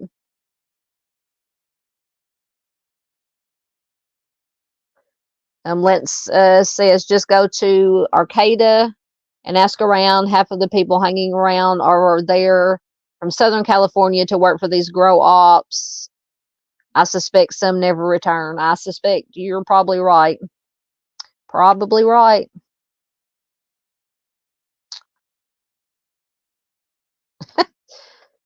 Oh goodness. Arcus says he's gonna have to change his Mountain Dew IV soon. When I was younger, I drank Mountain Dew all the time. And I've always read that Mountain Dew and Dr. Pepper have the most caffeine out of sodas. Oh God, I can't. If I took one sip of a Mountain Dew now, I'll be bouncing off the walls. Bouncing off the walls. I guess caffeine, between my anxiety that I have now that I've apparently developed in my older age, I can drink it cold. It doesn't bother me too bad, except it gives me hot flashes. It makes me sweat, the caffeine. But no, I can drink sweet tea all day, and it doesn't bother me. I don't know if it doesn't have as much caffeine as soda does, but yeah, I did my fair share of drinking Mountain Dew back in the day. Truth and Justice says get an espresso. Told Dave to get an espresso. Truth and Justice says she's drinking water. I should be drinking. I drink a lot of water, especially when I'm out working in and out of the hot. I always take a couple of bottles of water with me. And if I drink all of them, I just go into Walmart and refill them from the fountain. Truth says she loves it, but can't drink it all the time. Yep. Oh, there's Miss PJ. Hey, Miss PJ from Lighting Their Way Home. Another excellent channel. Miss PJ does wonderful work. Please do check her out. She is definitely in my friends list on the homepage of my channel. Definitely check Miss PJ out. So sorry I'm late. I was live. I'm sorry. I didn't mean to interfere with your live. I will check it out. Absolutely. Thank you for dropping in. Always good to have Miss PJ here. I'm always honored when all these other creators come in, like Mr. Steve, Miss PJ, Miss Angie from Truth and Justice, Miss Mel from Cold Truth, Arctic Fox, Dave.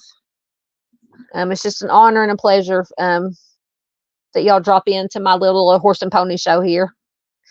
Just trying to do fight the good fight. Absolutely, Miss PJ says, Arctic, I've been trying to share your shorts out when I'm home. Yes, I try to share everybody, Miss PJ's shorts. Arctic does a lot of shorts. I try to, and flyers, posting flyers. I try to share as many as I can get in on my community tab. So thank you guys. Not just the creators, the community, the family members who share anything and everything, flyers, live streams, videos. Thank you so much. It takes a village. It takes a village. Thank you, Arctic. There's link to Truth and Justice channel. Thank you, sir, for putting that in. Hello back, Miss PJ. Oh, goodness. Lance says he drinks 2 or 3 pots of coffee a day, so he's not one to talk about what's good for you. I have never been a coffee drinker. I've drank coffee before, once or twice. Oh, hold on.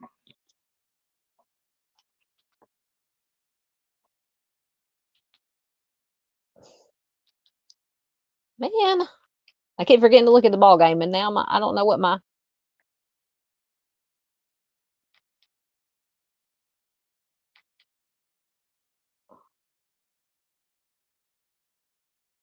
I do not know what I'm doing here. Okay, it's back. I looked over, my TV was doing weird things. Yeah, I've never been I drink my sweet tea. My sweet tea is my coffee. Oh, goodness. Thank you very much. There is Miss PJ's channel, Lighting the Way Home. Thank you, Arctic.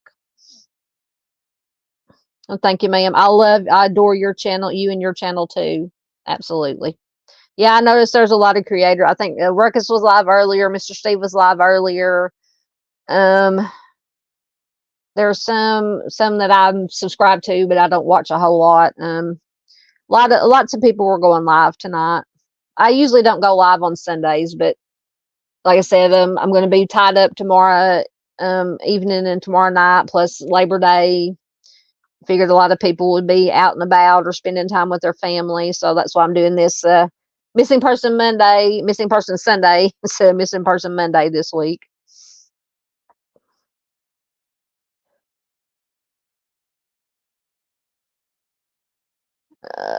Lance says he survives off coffee. You are amazing too, Miss PJ. You're amazing.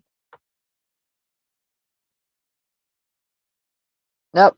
Lance says American coffee is not the same as Canadian coffee. I'll just have to take your word for it. So like I said, I don't drink coffee.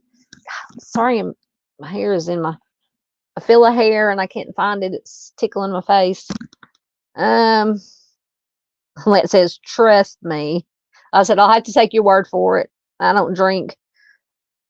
Nan says Diet Snapples and Diet Cherry Pepsi are her constant companions.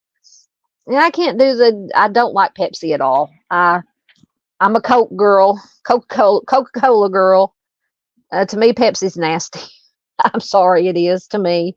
I don't like, and I've really never liked anything with a cherry flavor. So, but hey, if that's your jam, go with it.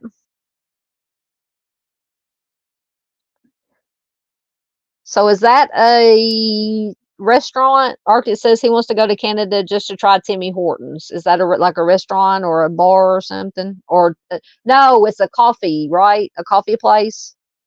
I've heard of that. Somebody was talking about that. I don't even remember. It's coffee, right? Is it coffee?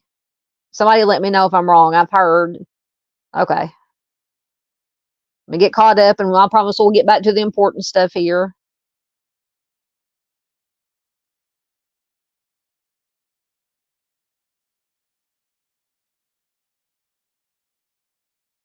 Absolutely. We're always, Miss PJ says, love the positivity. We need more of that. Absolutely. Yeah, we keep it positive here. Good vibes. Good vibes.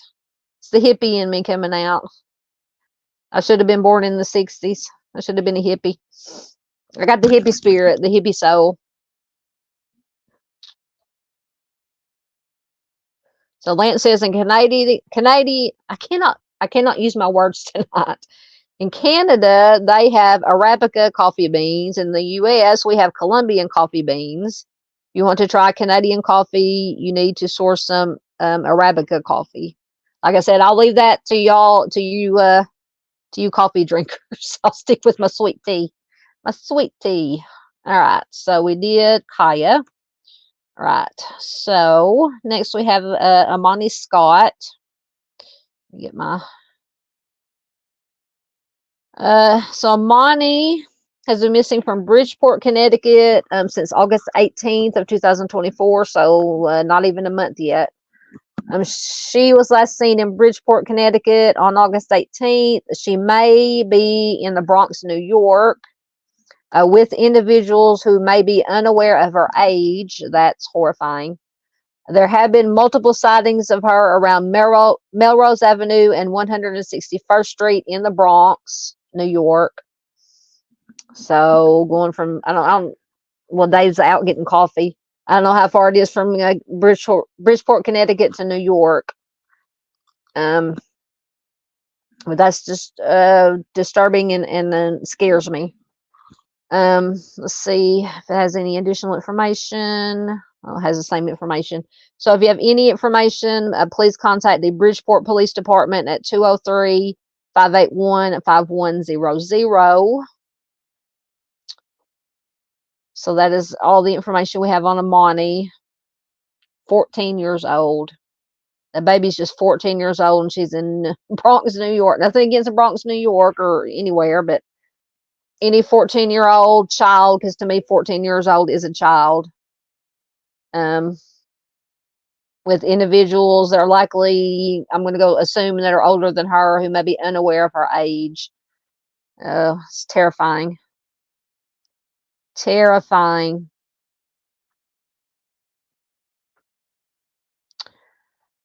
All right.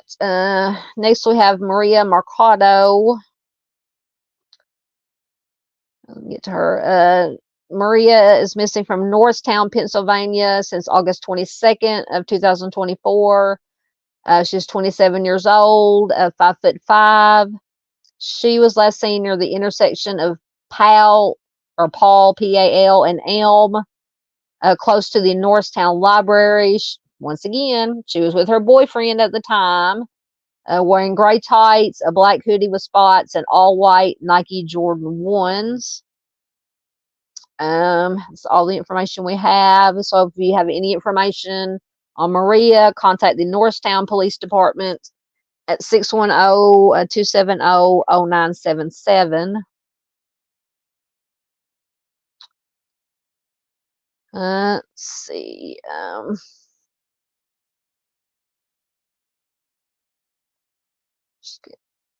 Just checking chat right quick.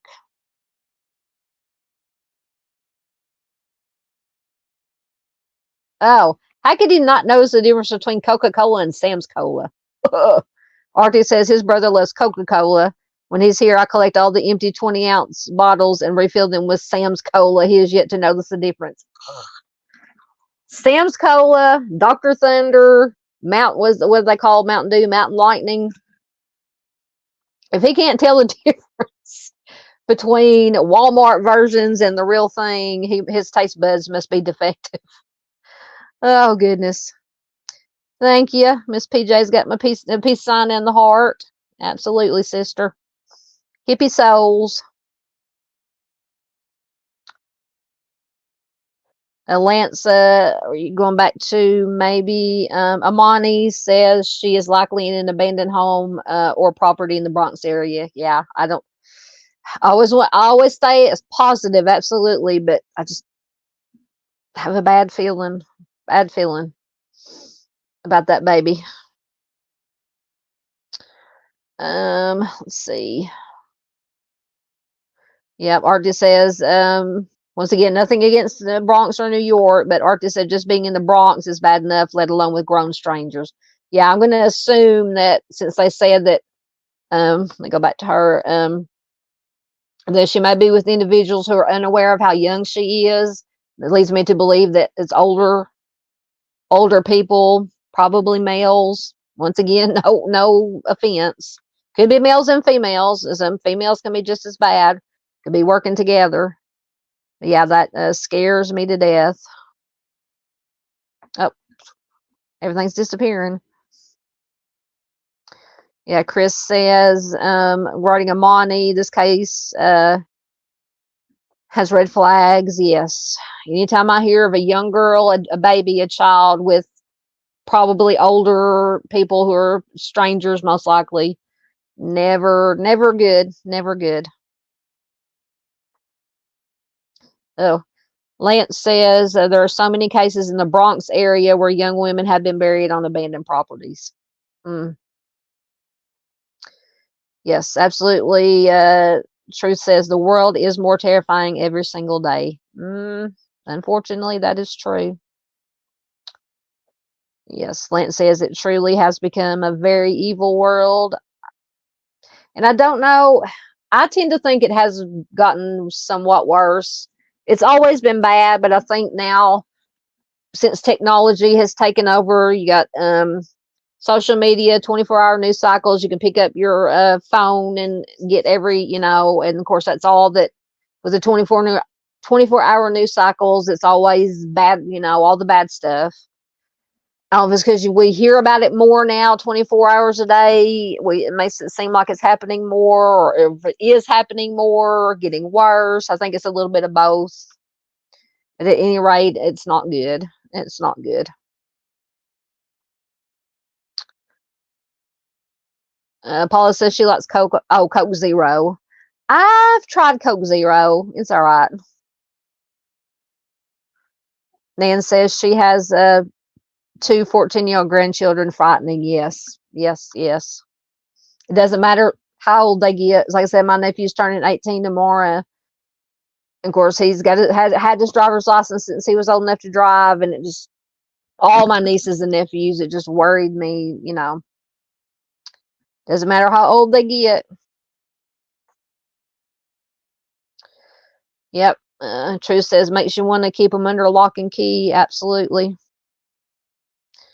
That's also true. Lance says nowadays with the F crisis, a lot of people pass away from ODs, and those that supply them dispose of them instead of reporting the death. That is unfortunately true.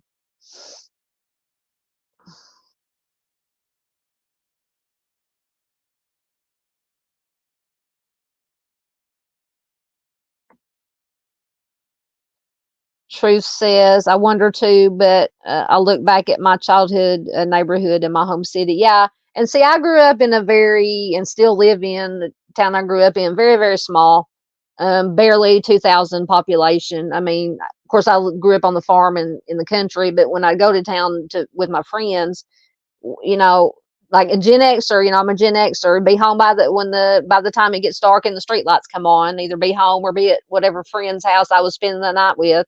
We were let out and set free to roam wild, and it just these days, I wouldn't even think about it now, letting kids. Nan says she is in New York, but she's in the suburbs where it's a little bit different.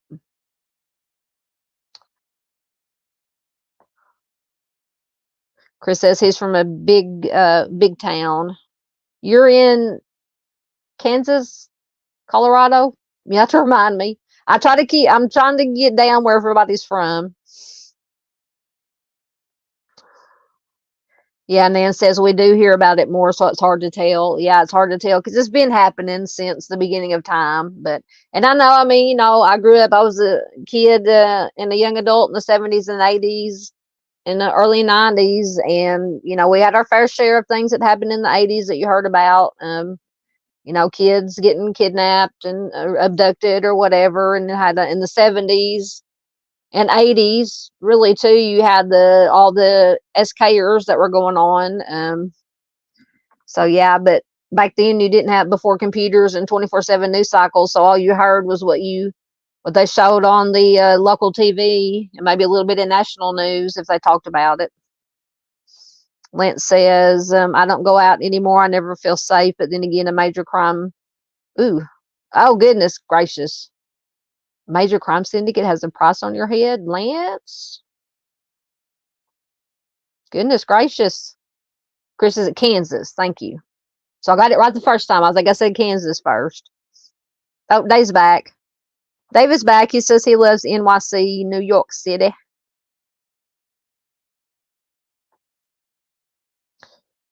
Arctic says, after doing these cases for as long as I have, I find myself becoming that nosy neighbor that I used to complain about.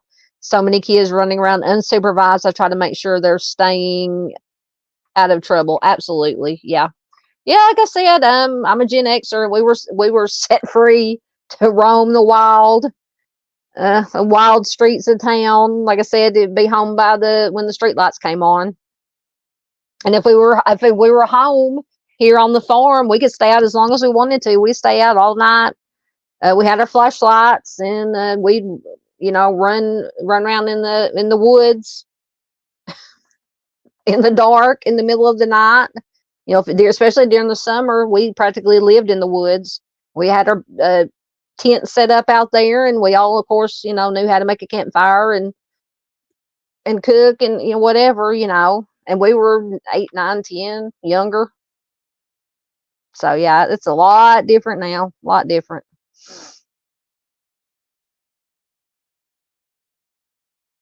Oh, that's horrible, Lance. I'm so sorry. Ooh, I'm so sorry to hear that.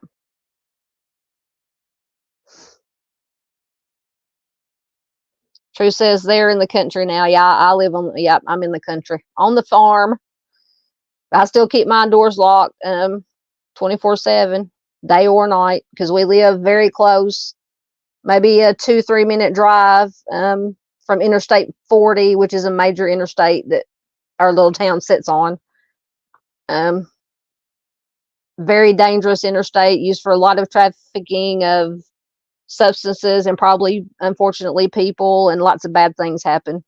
Lots of bad people come off the interstate. I don't know how many times we've had police chasing people on the interstate, and they've got off at our town and come out the back roads here, and I'll hear and see sirens, and it's scary. And that's why I keep my doors locked.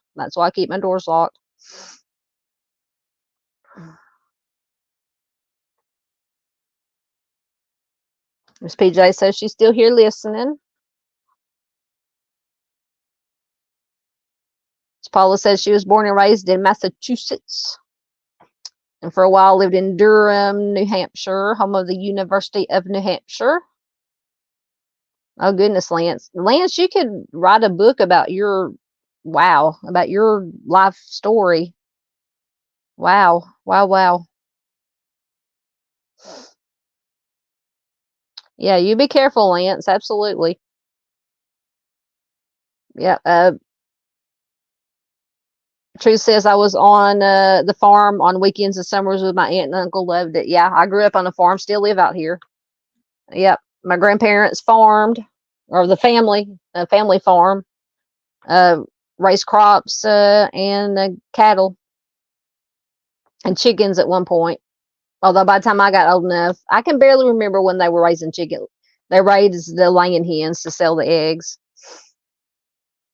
Then they raised cattle to sell. And raised crops, soybeans, rice. Dave says he loves culture.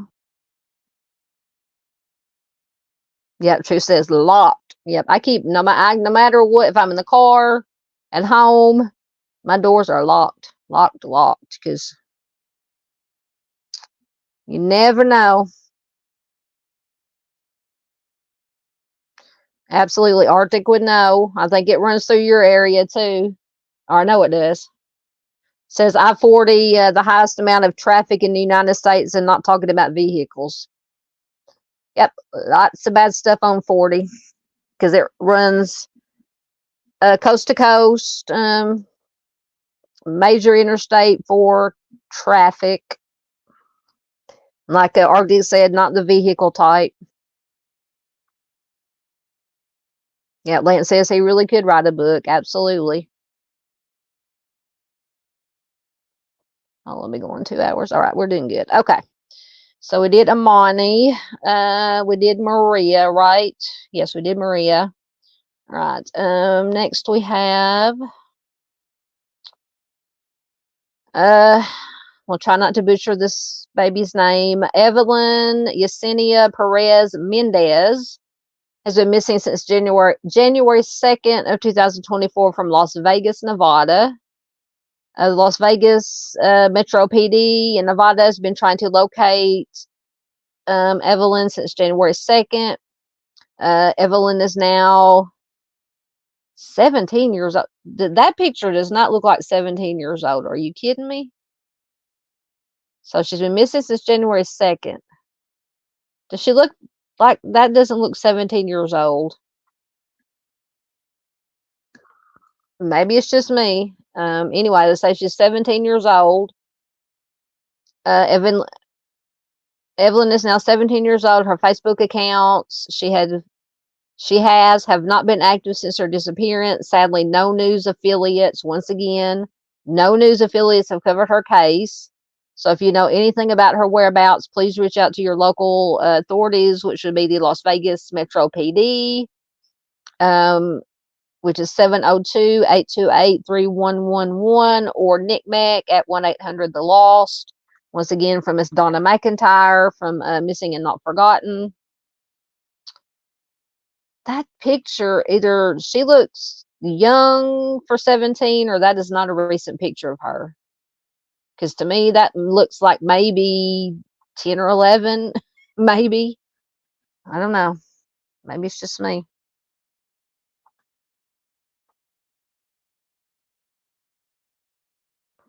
I get caught up in the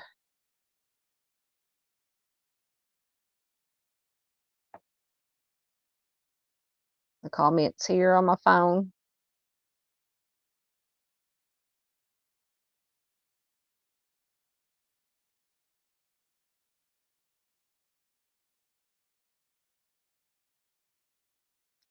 Okay, Lynch says, I don't know who you're talking about. It says, I feel like she's in Arizona now. Oh, did that not come up? There it is.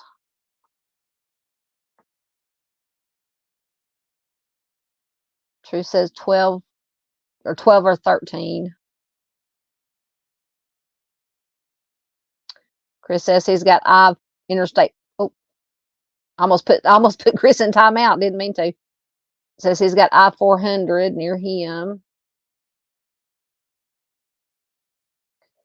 Yeah, Arctic says teens today either look like they're a senior in college or look like they should be in elementary. I swear there's no in between. I know that picture, unless it's not a recent picture of her, but it says she's 17 and she's been missing since this year.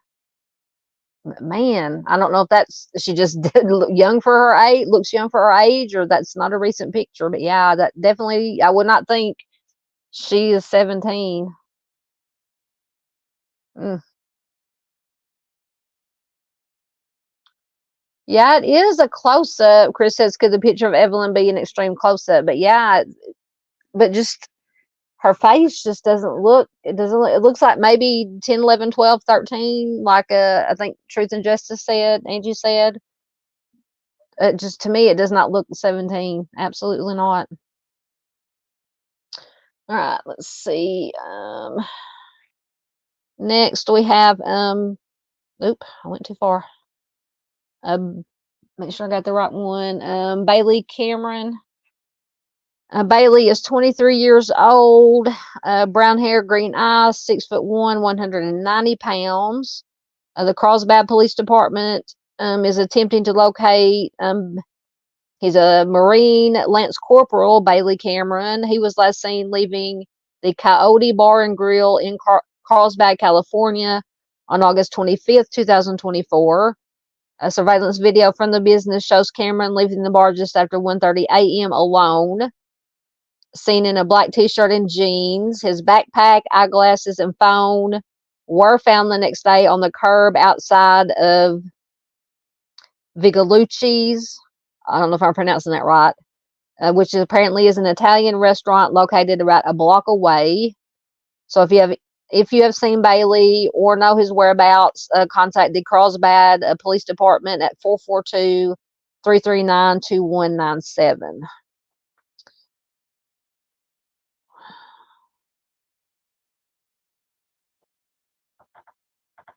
Yep. Going back to little Evelyn, yeah. True says looks young. Yeah, looks very young. Arctic said an extreme close-up should make her look older. He says an extreme close-up of me looks like a page out of the Rand McNally Atlas. Oh, T. That's a good question. Go back to Bailey. Lance says, wonder if Bailey was scheduled for deployment. That's a good question. It does not say, but yeah, it just says he's a Lance Corporal in the Marines.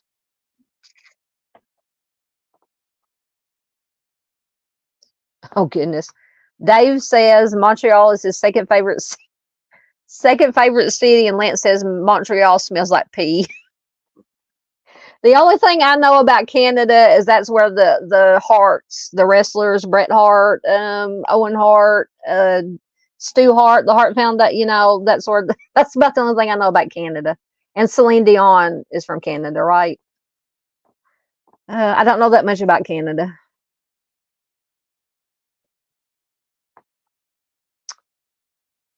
All right.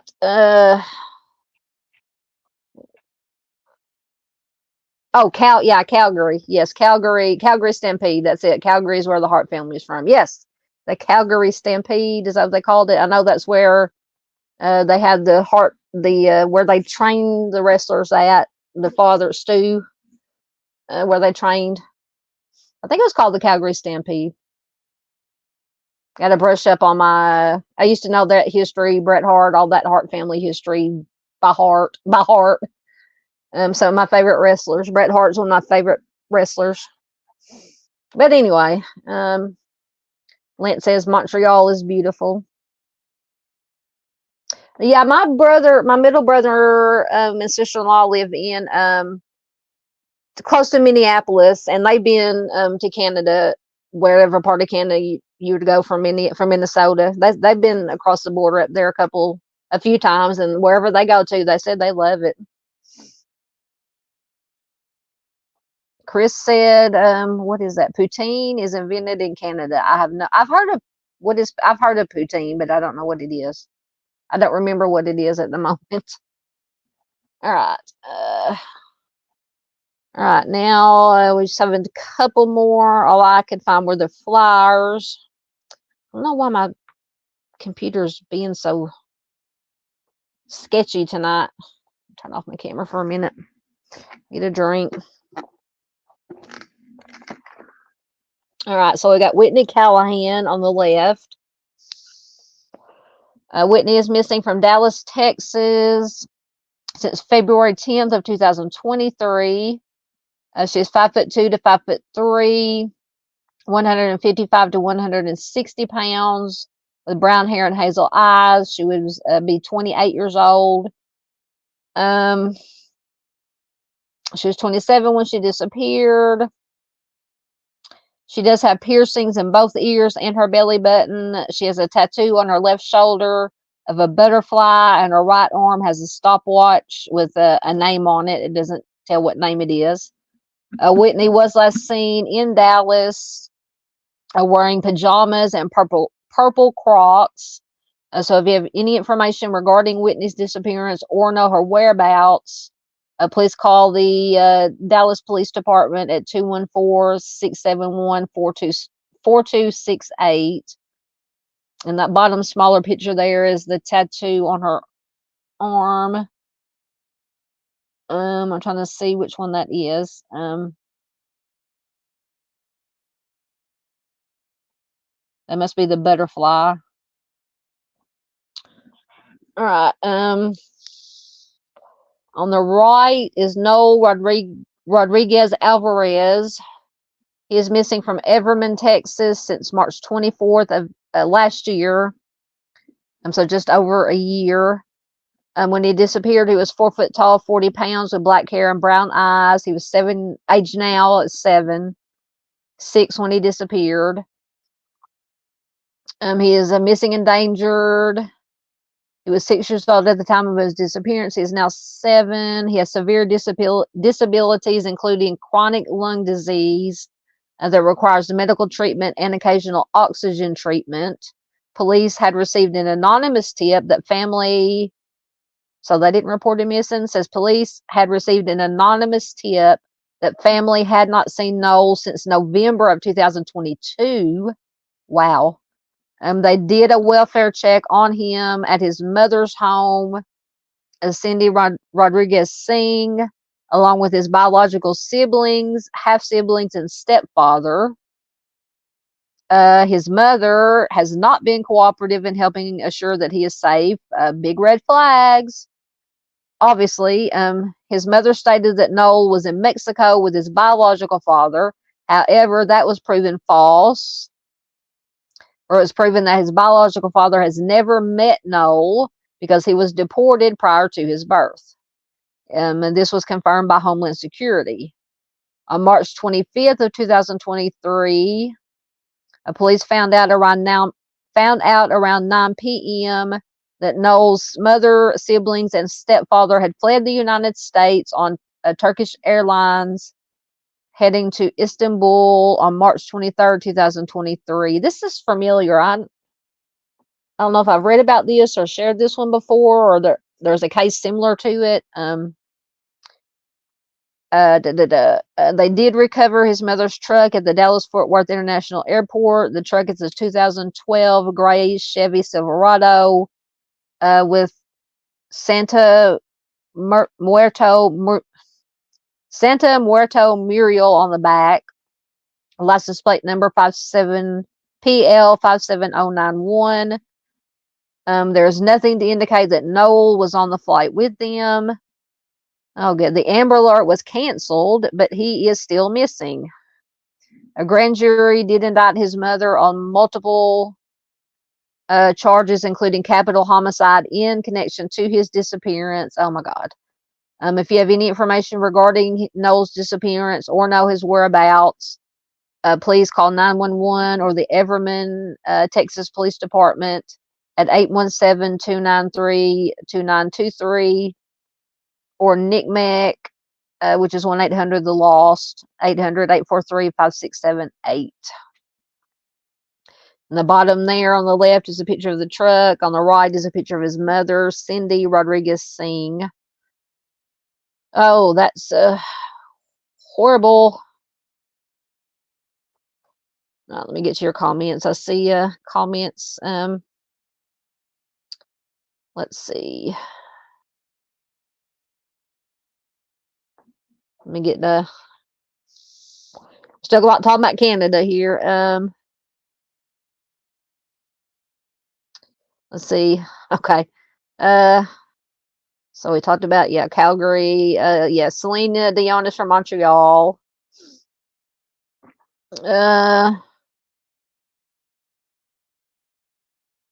Lance says ginger beef and the drink, the Caesar, is apparently Canadian.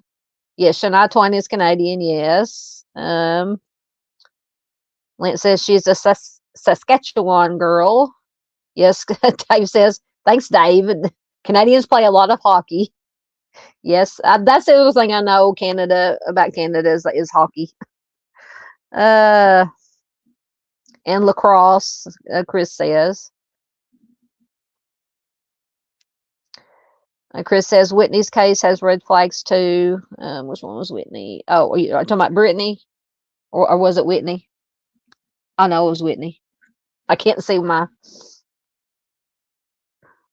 You're welcome, Miss Karen. Miss Karen says, thank you for being so kind. And yes, I would appreciate you sharing Doug's story. There's just so much to it. I will email you. Absolutely. Absolutely. Email me anything and everything you have, ma'am, and I will share it. Absolutely.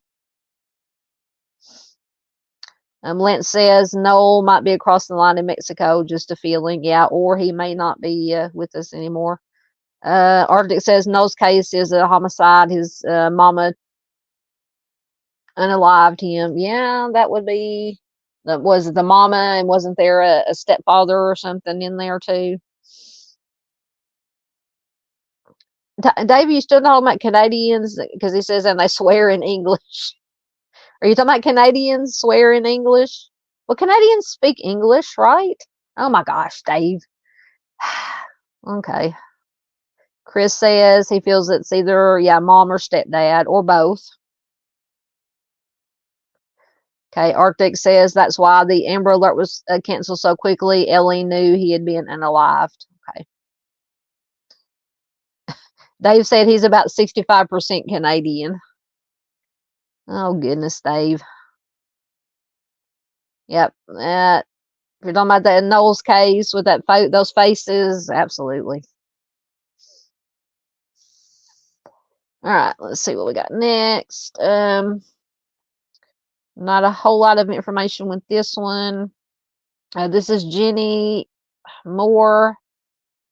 I don't know why. I've got to fix the speed of my touchpad on my laptop. So Jenny has been missing since July 26, 2024 from Chicago, Illinois. Chicago Police Department and the state of Illinois are trying to locate missing Jenny. She's 20 years old. Has been missing since July 26th. Says there is several Facebook accounts, but they can't verify that any belong to her. Her NCMEC file only has the basic information available, and no reason why she is listed the children's database. Okay, that's I don't know if she is listed on NCMEC or not. I can't tell by how they wrote that. But at any rate, if you know anything about her whereabouts, please contact the Chicago Police Department at 312-746-6000 or 1-800-THE-LOST. And once again, this came from Missing and Not Forgotten on Facebook.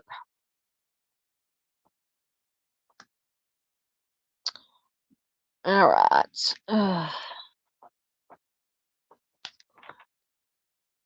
Next, we have Joseph John McGrath. He's a white male, 25 years old, brown hair, hazel eyes, 6'2", 130 pounds.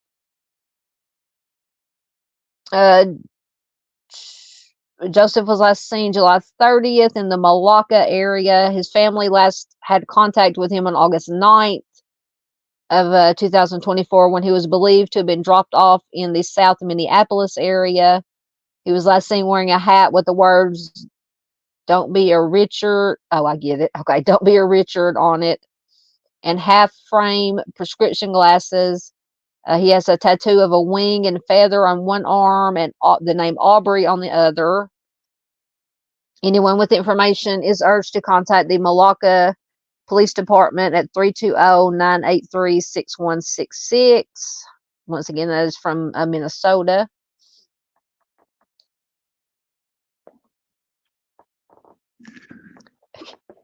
Lance says, talking to Al, at least the better half is Canadian, right? Oh. All right. Next was again one with not a lot of information. This is Gage Moore. He's been missing since July 2nd of 2024 from Dayton, Ohio. Dayton, Ohio Police Department is asking for assistance from the community with locating Gage. He was currently 17 years old. He could possibly still be in the local area. If you know anything in regards to his whereabouts, please reach out to the supposed to be Dayton Police Department at 937-333-2677, or once again 1-800-THE-LOST. And once again from Miss Donna McIntyre.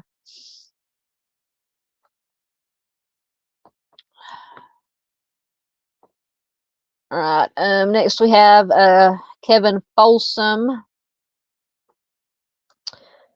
Kevin is 29 years old, black hair, gray eyes, 6'2", 180 pounds. Missing from Jacksonville, North Carolina. The Jacksonville Police Department is searching for Kevin. He was last seen on August 19th of 2024 in the area of the Piney Green Shopping Center located off Freedom Highway in Jacksonville, North Carolina. He was last seen wearing a black hoodie, gray sweatpants, and black shoes with green near the heels. His family is concerned for his safety and well-being. Anyone with information on the whereabouts of Kevin is asked to call the Jacksonville Police Department at 910-455-4000 or JPD Detective R. McCarty at 910-938-6408 or Crime Stoppers at 910-938-3273.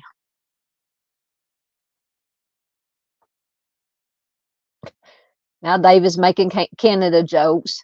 What do you say? Canada started the country and nobody showed it. Rodney Dangerfield. I loved Rodney Dangerfield. The king of the one-liners. One of the kings of the one-liners. Lance says, yeah, well, who can argue with Rodney Dangerfield? Exactly. All right. Next we have Jessica Aguilera Lopez. Once again, this is when she looks older than 15. Like Arctic said, they either look like they're college students or elementary. So she is 15 years old, black hair, brown eyes, 5'2", 96 pounds. The Prince William County Police Department is asking for the public's help in locating Jessica. She left her home on Rope Court in the Woodbridge area of Prince William County, Virginia. She was reported missing on August 6th. During the ongoing investigation, additional information was recently obtained by detectives, leading to increased concern for Jessica's well-being and has prompted her to now be considered endangered. She is believed to have traveled outside the area and she may be in Maryland. She was last seen wearing a black shirt and blue jean shorts. Anyone with information regarding the whereabouts of Jessica is asked to contact Prince William County Police at 703-792-6500 or your local police department.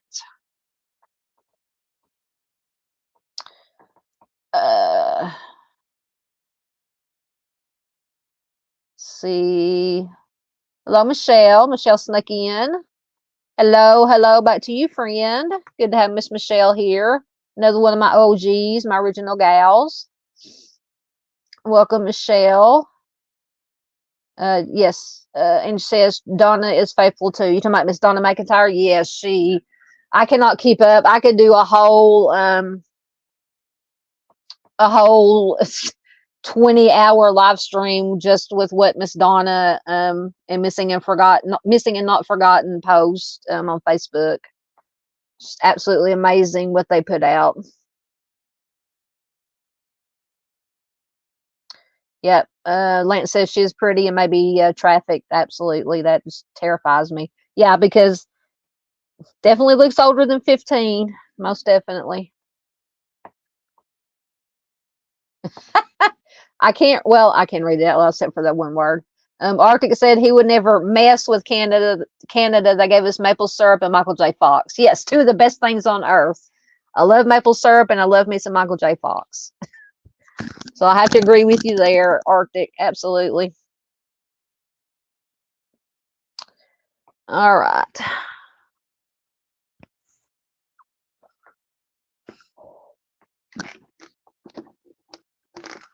Sorry. Hear me slurping on my drink. Oh, I forgot to turn my camera back on. All right.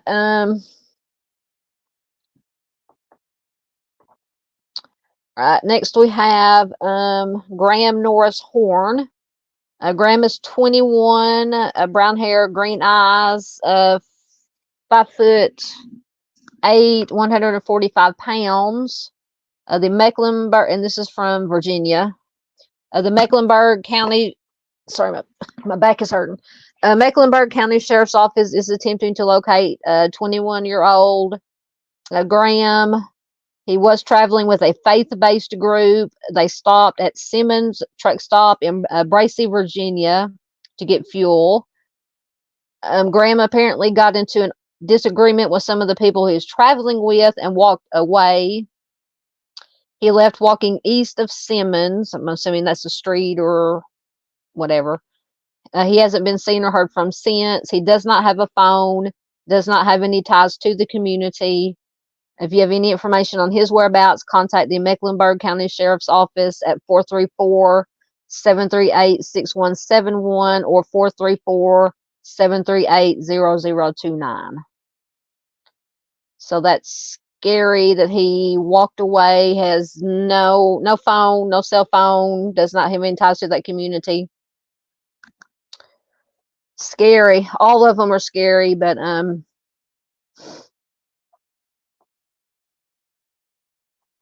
yeah. I would hate to be stranded in. I mean, I don't know if they left, if he tried to come back, if they left without him. Lance says he may have turned back to the truck stop and caught a ride. That's true. Yeah, that's what I said. I don't know if, that's what I was wondering, if they left, the group he was traveling with left without him and he hitched a ride, or scary. Most definitely. All right. Oop, went too far. This is Lavelle's Kikia Tate. He has been missing since August 5th of 2024 from Memphis, Tennessee. 17 years old. He was last seen on, well, the top says August 5th, and then it says August 15th. So anywhere between August 5th and August 15th of 2024 is when he was last seen, according to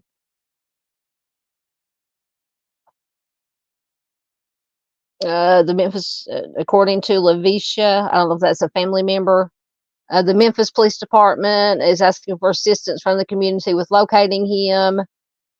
Now, then once again, now it says was last seen on August 5th, 2024, according to his NCMEC file. He could possibly still be in the local area.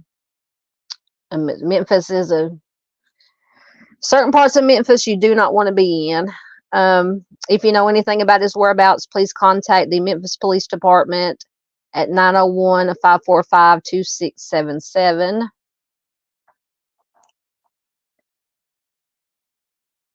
Lance says it sounds probable. Going back to Graham, that he either went back to the truck stop, possibly caught a ride. Yep, absolutely. Oh goodness, pushed the wrong button. Okay. All right, make sure I'm on the right one. Kylie Travis. Okay. This is Kylie Travis. She's 13. Dark brown hair, blue eyes, 5 foot, 140 pounds. This is from Idaho. The Meridian Police Department is attempting to locate Kylie. She left her residence in Meridian, Idaho, sometime after 12:30 a.m. on August 16th, 2024. She did leave a note saying that she would be back in a week and she just needed a break from something. She left all of her electronic devices at home. She wears braces. She has multiple excuse me. She has multiple piercings. She took a backpack with the Hello Kitty logo on it with her. Her family is concerned for her safety. If you have any information on her whereabouts, contact the Meridian Police Department at 208-888-6678. So I'm assuming when it says she did not take any electronic devices, she did not even take a cell phone. So, I mean, it's just very unusual, especially for a 13-year-old. Not even, I mean, not to take at least a cell phone. Because it doesn't matter how old we are now. A lot of us, I mean, we don't go, I know I don't go anywhere without my cell phone, but just for emergencies, you know. Yep. Definitely scary. Okay, Lance says, and we're going back to Graham. Says, I feel like, I don't know if you're talking about Graham or another one, says, I feel like he is still in the area alive. Oh, that didn't come up. There it is.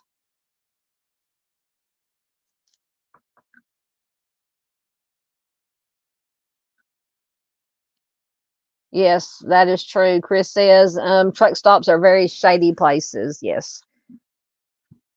Yeah, we had a case that I've shared before. I think I've done a video.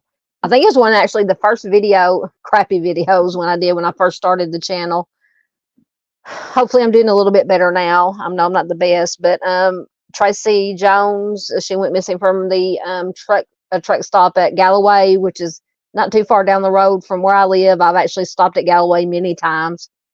Coming back from concerts, it's kind of the halfway point between like Little Rock and where I live, and we'd stop to get something to drink or whatever.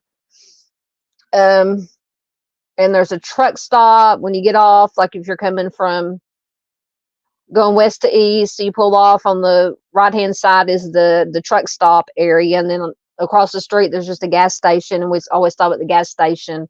And there's always, no matter what time of day or night, a police officer stationed there, just because.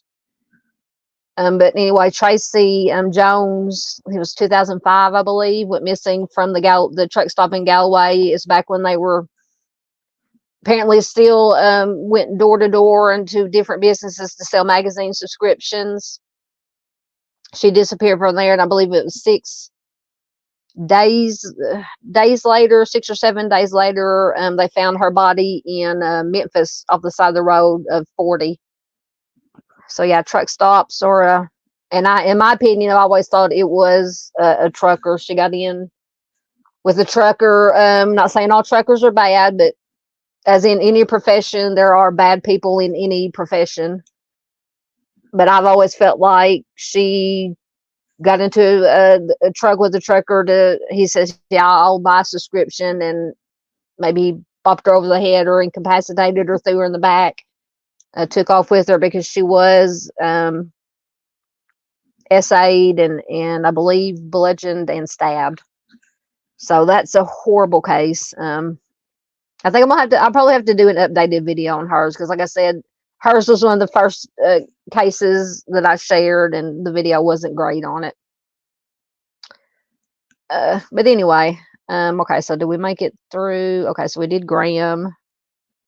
We did Lavelle Tate. Okay, we did Kylie. Oh, we haven't got that. All right, let me check your comments.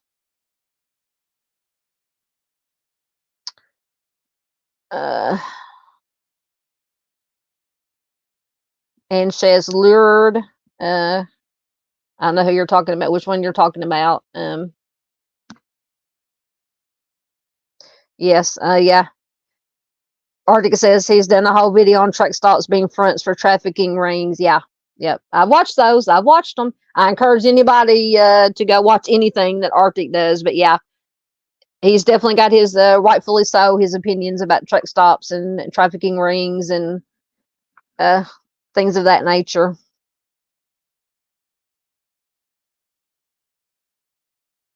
Yep, you gotta be. Lance says he caught a ride from a trucker once who demanded, I'll just say, services for the ride. When I was ready to get out, I got out and ran away. I was just a teenager. Yep. Like I said, I'm not saying by no means that all truckers are bad, because I know a lot of, I know a lot of truckers. I know a lot of ladies who are married, whose husbands are truck drivers, and that's how I knew them when I worked at Wally World. And then we had a lot of truckers back when Walmart used to let the truckers spend the night, stay in the parking lot. And the truckers would come in and buy groceries and whatever. And most of them, all the ones I encountered, were just as nice as they could be. Absolutely. But like I said, in any profession, any type of business profession, you're going to have bad apples. Yep. Arctic said that's very scary. Absolutely. Absolutely. Chris says going back to or going to Kylie, because when that's one said she didn't take her devices, a kid would not leave their electronic devices. Absolutely. Definitely not the phone, especially with teenagers and a lot of adults. It's like your phone is glued to your hand, Okay. And somebody, Angie, agreed with me about something. I don't know what. All right. Arctic says he's got Mr. Steve's seal of approval to talk on such issues. Which issues are you talking about, Arctic? I'm afraid to ask. Thank you for the green hearts.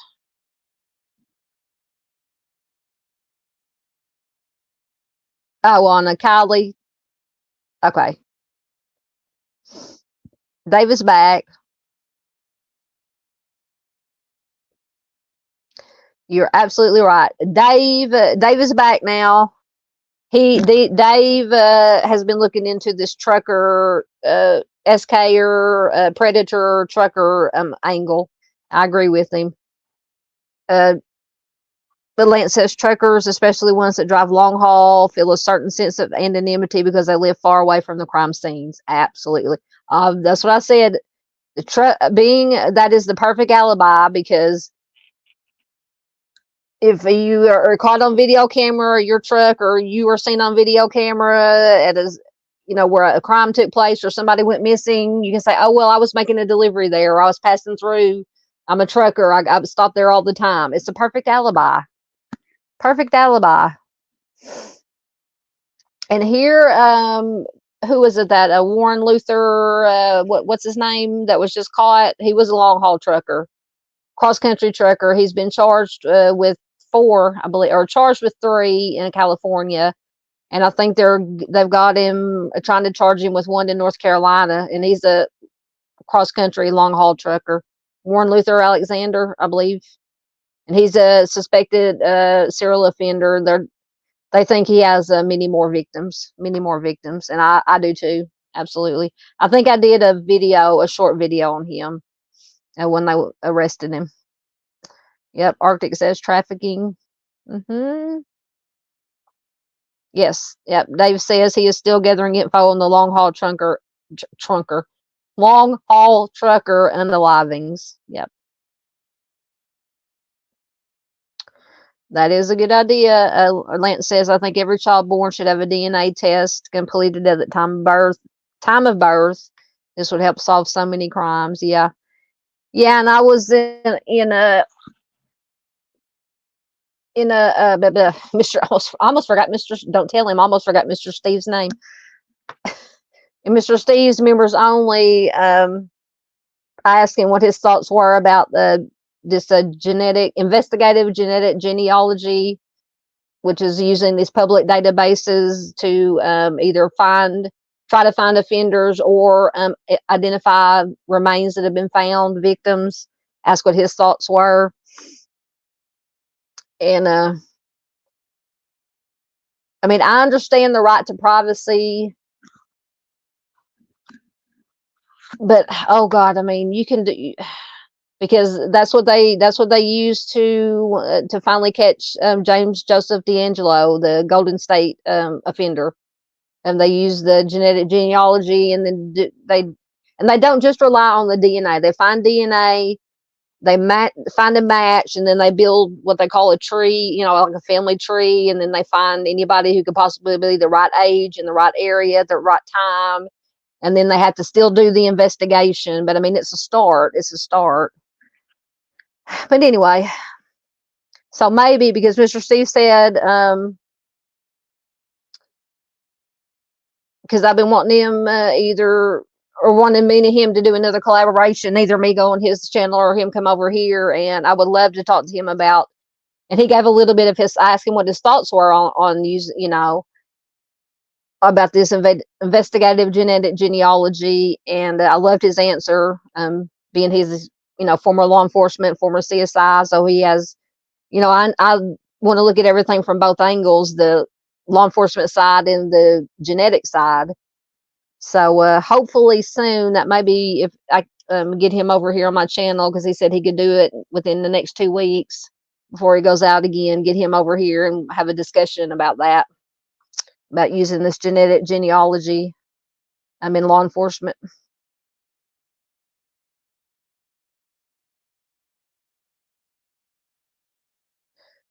Yep. Arctic says, I think we have a Greyhound serial abductor offender based on the number of cases I've covered of people going missing from Greyhound bus lines. Yes, I remember you're talking about. Yep, talking about. I'm gonna have to have you on here again, Arctic, to talk about that. I'm gonna have to have Dave on here too at some point to talk about the trucker serial offender angle. Can't talk. Yep, or have both of you at the same time talking about the Greyhound bus line and the long haul truckers.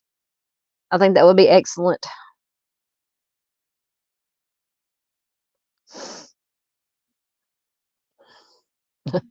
Arctic says he agrees about Lance. Oh my goodness, bunch of comments dropped up. He agrees with Arctic agrees with what Lance said about the DNA. He says, I agree, or chipped, but it will never happen because of the 10 full hatters. That's true. That is true.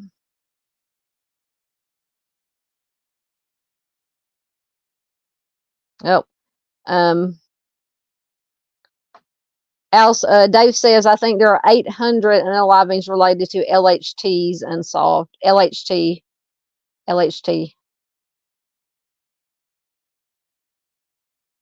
Who is LHT? I'm confused. What did I miss? 800. That's a lot. That's a lot. But it'd be very, very busy. Yep, Lance says there was a time that all we had to have was a vaccine as children. Yep.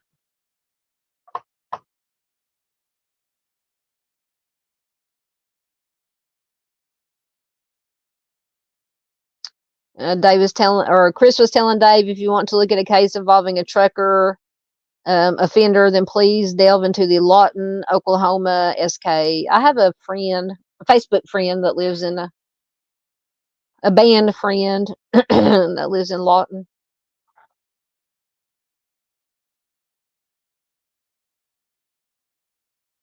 Yep, long haul truckers, absolutely. Like I said, you said too, it's the perfect cover. Yes, I've heard of that case too. Chris said, or the West Mesa Bone Collector. Yep, I've looked at that one. All right. Oh, let's see. I don't even know how many more we got. Let's see. All right, now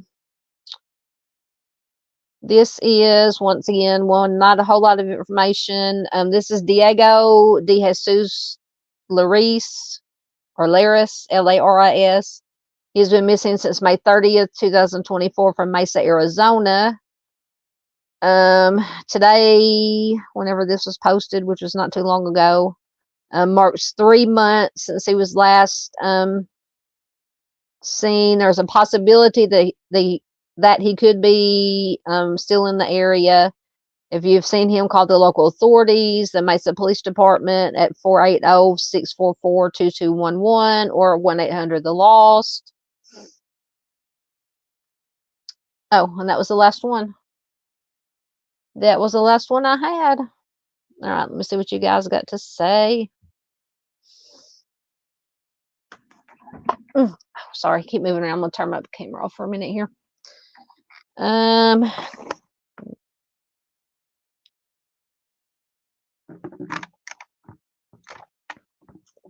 my God, Arctic. Okay, so T says, I just realized that if Jeff Dahmer had committed the suitcase homicide, he simply would have been packing his lunch. T, you are not right. You're not wrong, but you're not right. Oh, goodness gracious, man. Why do we put up with you? I'm kidding. You know I love you, T. Yes, Chris says the West Mesa case is very ugly. Yes, it is. Yes, absolutely. Lance says Parabon Nanolabs has done amazing work with genetic genealogy and has helped solve a number of cold cases. Absolutely. What's her name? CC Moore. She used to, I think maybe 1 or 2 seasons, she actually had a show where it showed what she did. I think it was on maybe ID channel or Discovery or one of the channels. But yes, I'm always reading up on stuff about Parabon Nanolabs. Yeah. That's the way I feel too. And says Arctic. I don't know. She wants to laugh or cry. I'm the same. I'm glad I'm not the one that feels that way about Arctic. Yes, absolutely. Dave says we need a panel live with all of us. Yes, everybody, all of us. Me, you, Arctic, Truth and Justice, Miss Mel, Miss PJ, Mr. Steve, Dave. All the creators that are in here. There's a bunch of creators in here tonight. I'm so honored to have all you guys in here with supporting my little baby channel. You don't know how much I appreciate it. And all the community, all the chatters and the everybody watching replay and everybody is so honored and so humbling. And I appreciate it so much. I never thought when I started this channel that I would be up to we're almost up to 900. I think last time I checked, we're at 870. So we're making it, guys. All thanks to you guys. Sharon and Sharon and Sharon, not just me, but Dave and Arctic and everybody. Very much appreciated. Yep. Yep, Arctic says that will be awesome. Tree says it'd be awesome. Yes. Dave says I'll have my people talk to your people. Yeah, you have your people talk to my people. No. Not just me. All of these channels are great. You're great. Arctic is great. Truth and Justice is great. Miss Mel is great. Miss PJ is great. Mr. Steve is awesome. He is our mentor. Or at least he's mine. Everybody in here is fantastic. Fantastic.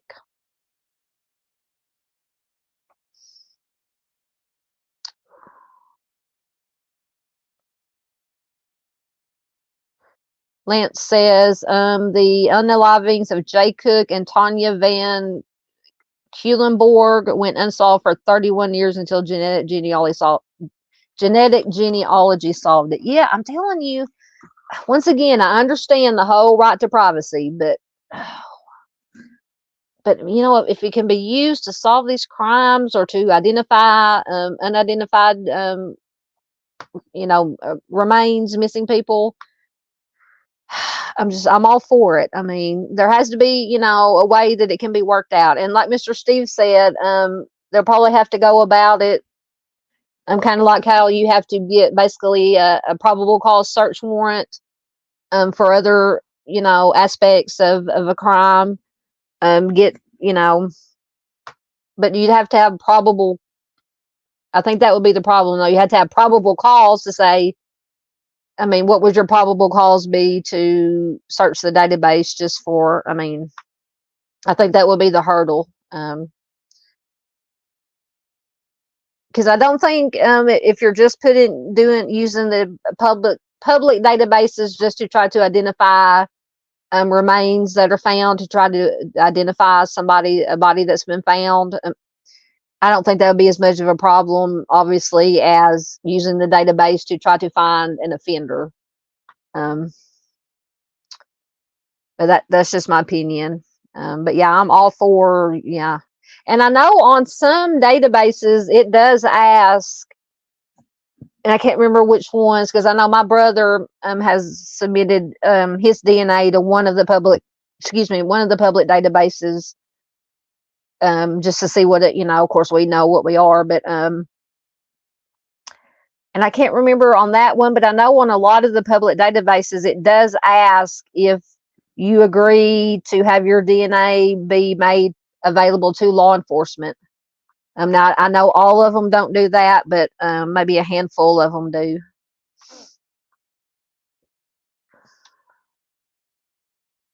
Let's see. Yes, Truth absolutely has a great channel. Absolutely. I would love to have Ange on. Oh, where'd it go? New batch of comments popped up. She can provide examples of how people do law enforcement in Indiana. Absolutely. I want all you guys on. Dave, Arctic, Ange, Miss Mel, Miss PJ, anybody who wants to come on, Mr. Steve, all you good, fine people, good creators, the ones that I know and trust who do it for the right reasons. Absolutely. Yes, absolutely. Miss PJ is wonderful.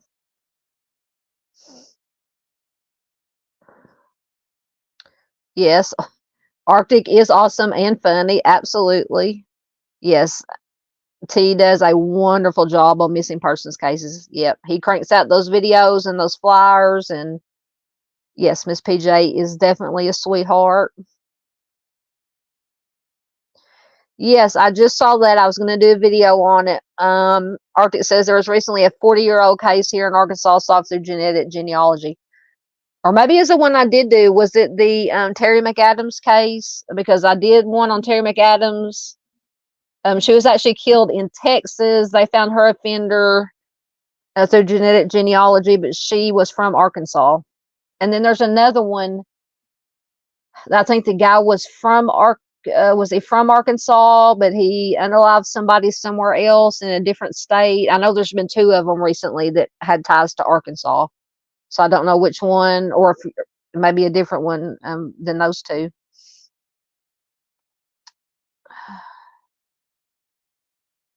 Yes, everyone, absolutely, everyone is amazing.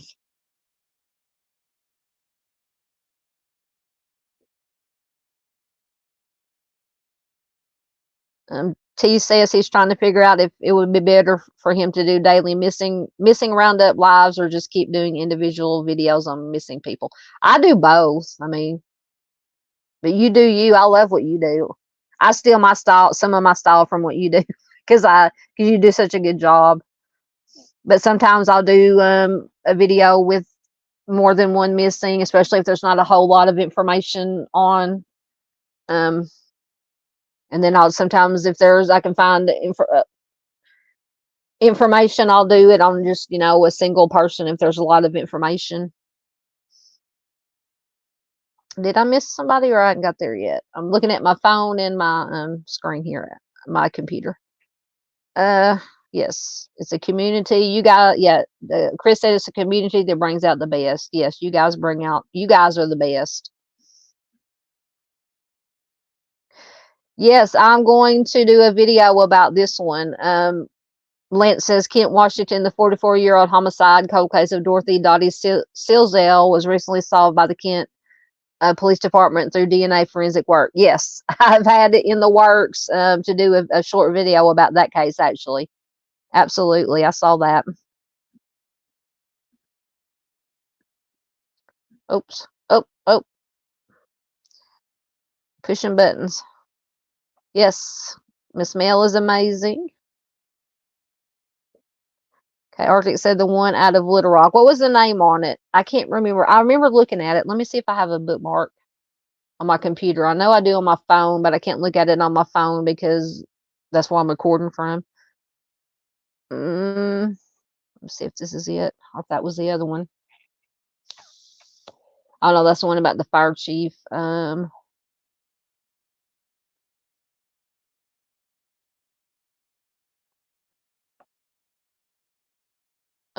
Is this it?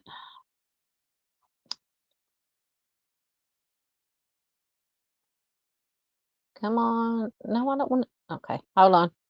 Was it the Oh no, this is one about Dorothy Silzel. Yeah.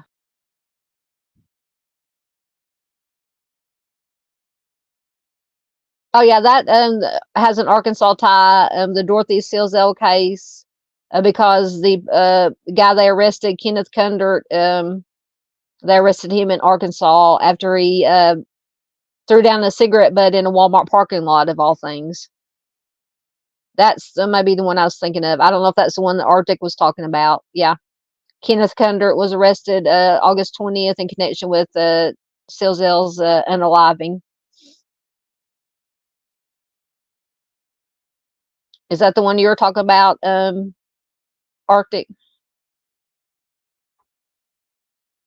Yep, I'm going to do a video about that one at some point whenever I get time to record, get a slideshow or all my information together. Oh, hold on. It's pushing wrong buttons again.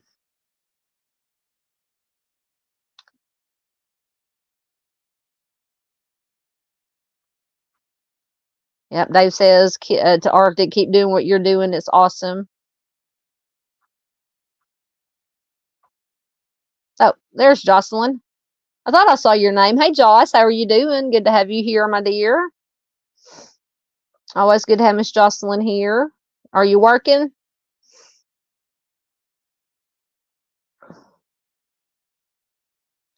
Absolutely.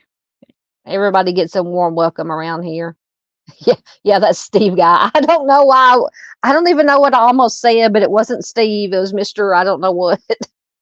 Oh, goodness. But my mind is, I worked all week in the heat. It's like 100 and, it's been worse, but all week around, my part of Arkansas, central Arkansas, the heat index was at least like 105, 106. So I think I gave my brain a heat stroke. and my brain is bad enough already without anything else.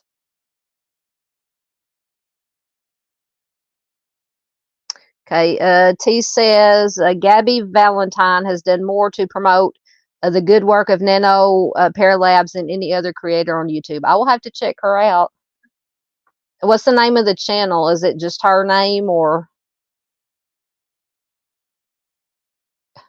That is a good point. Lance says, what if a DNA test was required to file your taxes? Do you think anyone would pay taxes? Probably not. Probably not. Okay, or just says he doesn't remember the name. Been a long week. I got you. I understand. It has been a long week. I'm still trying to decide if I'm going to work tomorrow or take it off. I may just take tomorrow off too, because I made good money this week or this past week. So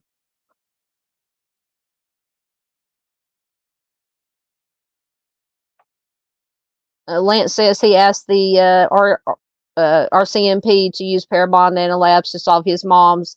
Yes, I still need to. I'm going to do something on your mom's case too.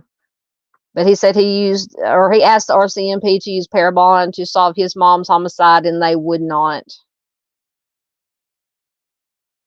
That's horrible. Okay, so there's a link to Gabby's channel.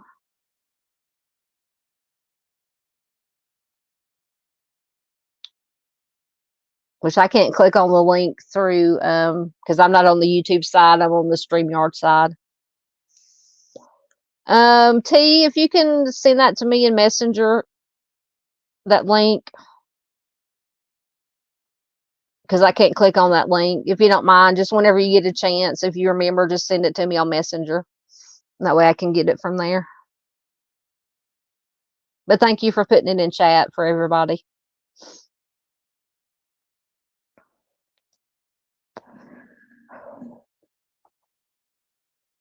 All right, guys, we've been on here almost 3 hours. Oh, yeah, I remember you saying that. Lance says he has to get permission from the RCMP to allow to do any interviews or any media.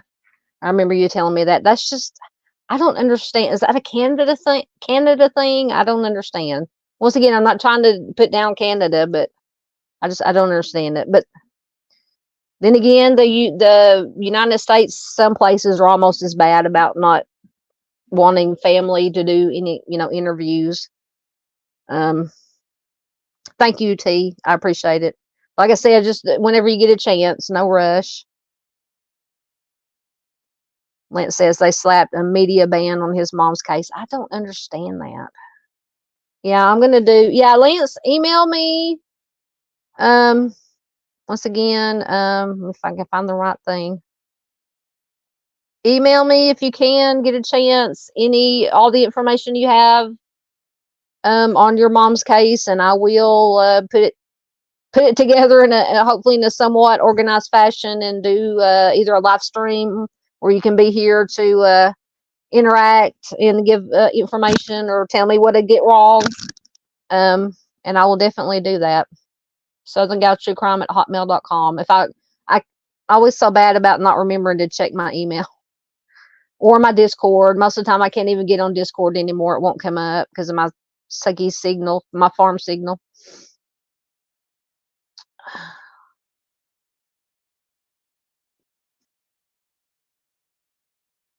This is that. Oh, did I forget to hold on? I forgot to take down my banner, didn't I? Where'd it go? Oh, I thought my banner was still up there. It's my. Hold on.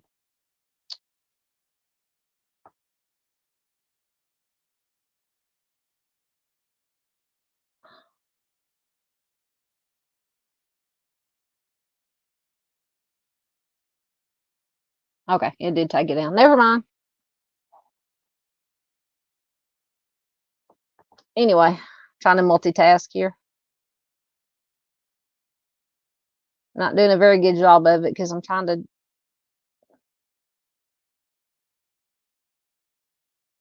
Okay. All right, let me get back to your comments. All right, anybody got any last comments, questions, thoughts, goodbyes, whatever? We've been in here almost 3 hours, and it is almost 11. Or anything else you guys want to chat about? If you're still in the mood to chat, we got 13 people in here. We're doing good. Yeah, Arctic says at least Canada doesn't let you pass because you can't afford health care. Yeah. Lance says, but Canada just gives you bare bones health care. Dave says, Canada has awesome bacon and sausage. I love some bacon and sausage. Probably a little bit too much.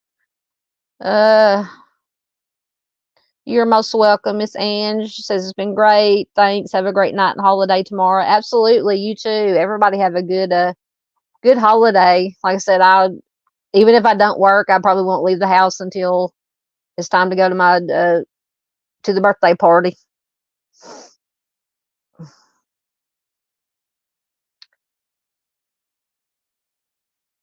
Make sure I didn't miss anything here. I'm going through. Thank you very much, my friend. I've got to go be replay crew on your last couple or more of your live streams. I'm sorry I've been missing them. Like I said, I think the heat has zapped my energy because as soon as I lay down to watch something, as soon as my head hits the pillow, I'm out.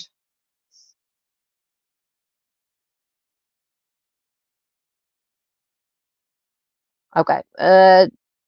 Absolutely. Lance says he made a promise to Jason Hebert on exclusivity on his mom's case, and I'm understood. I got you. Thank you, Josh. Oh, hold on. I'll get to Dave, but thank you, Josh.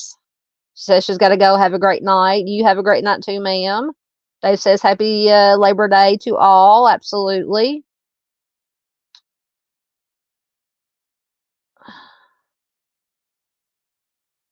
All right, guys. So it is Monday. So that takes care of our missing person Monday on Sunday for the holiday, or because of the holiday. I should be able to get, and I did upload for any members who haven't seen it yet. I did finally get a members only video uploaded. So check it out, members. Yeah, Dave says, oh, thank you, Lance. Lance says it was a great show. Thank you for having me. Absolutely. I always love to have you here, Lance. I love to have all of you guys here. Absolutely. All my regulars, all my OGs, my original gals or my original guys. Yes. Dave says Labor Day should be Labor Week. Absolutely. So hopefully I'll be able to get couple of short missing videos out, and for Friday have some kind of I may do a solved short video about the Dorothy Stilzell case. And I think I have one for now I forgot, her name just flew out of my head. Anyway, so just stay tuned for any uploads. I probably will do, I have to get in touch with Mr. Steve maybe Friday, sometime in the next couple of weeks, hopefully sooner than later. Mr. Steve is going to come on before he has to go back out on the road to fight the good fight. So I'll be on the look. I'll let you guys know about that. And I'll do some kind of live stream, like I said, maybe with Mr. Steve sometime in the next week or so. Saturday, I probably have time to do a True Crime After Dark. So yeah, anyway, like I said, half the time I don't know what I'm going to do until 5 minutes before I do it. So thanks everybody for being here. Thanks everybody who is watching replay. Have a good and safe holiday weekend and holiday tomorrow. Be careful, take care of yourselves, take care of your fellow human beings. I love all you guys. Thank you so much for your support, and I will see you next time. Thanks, guys.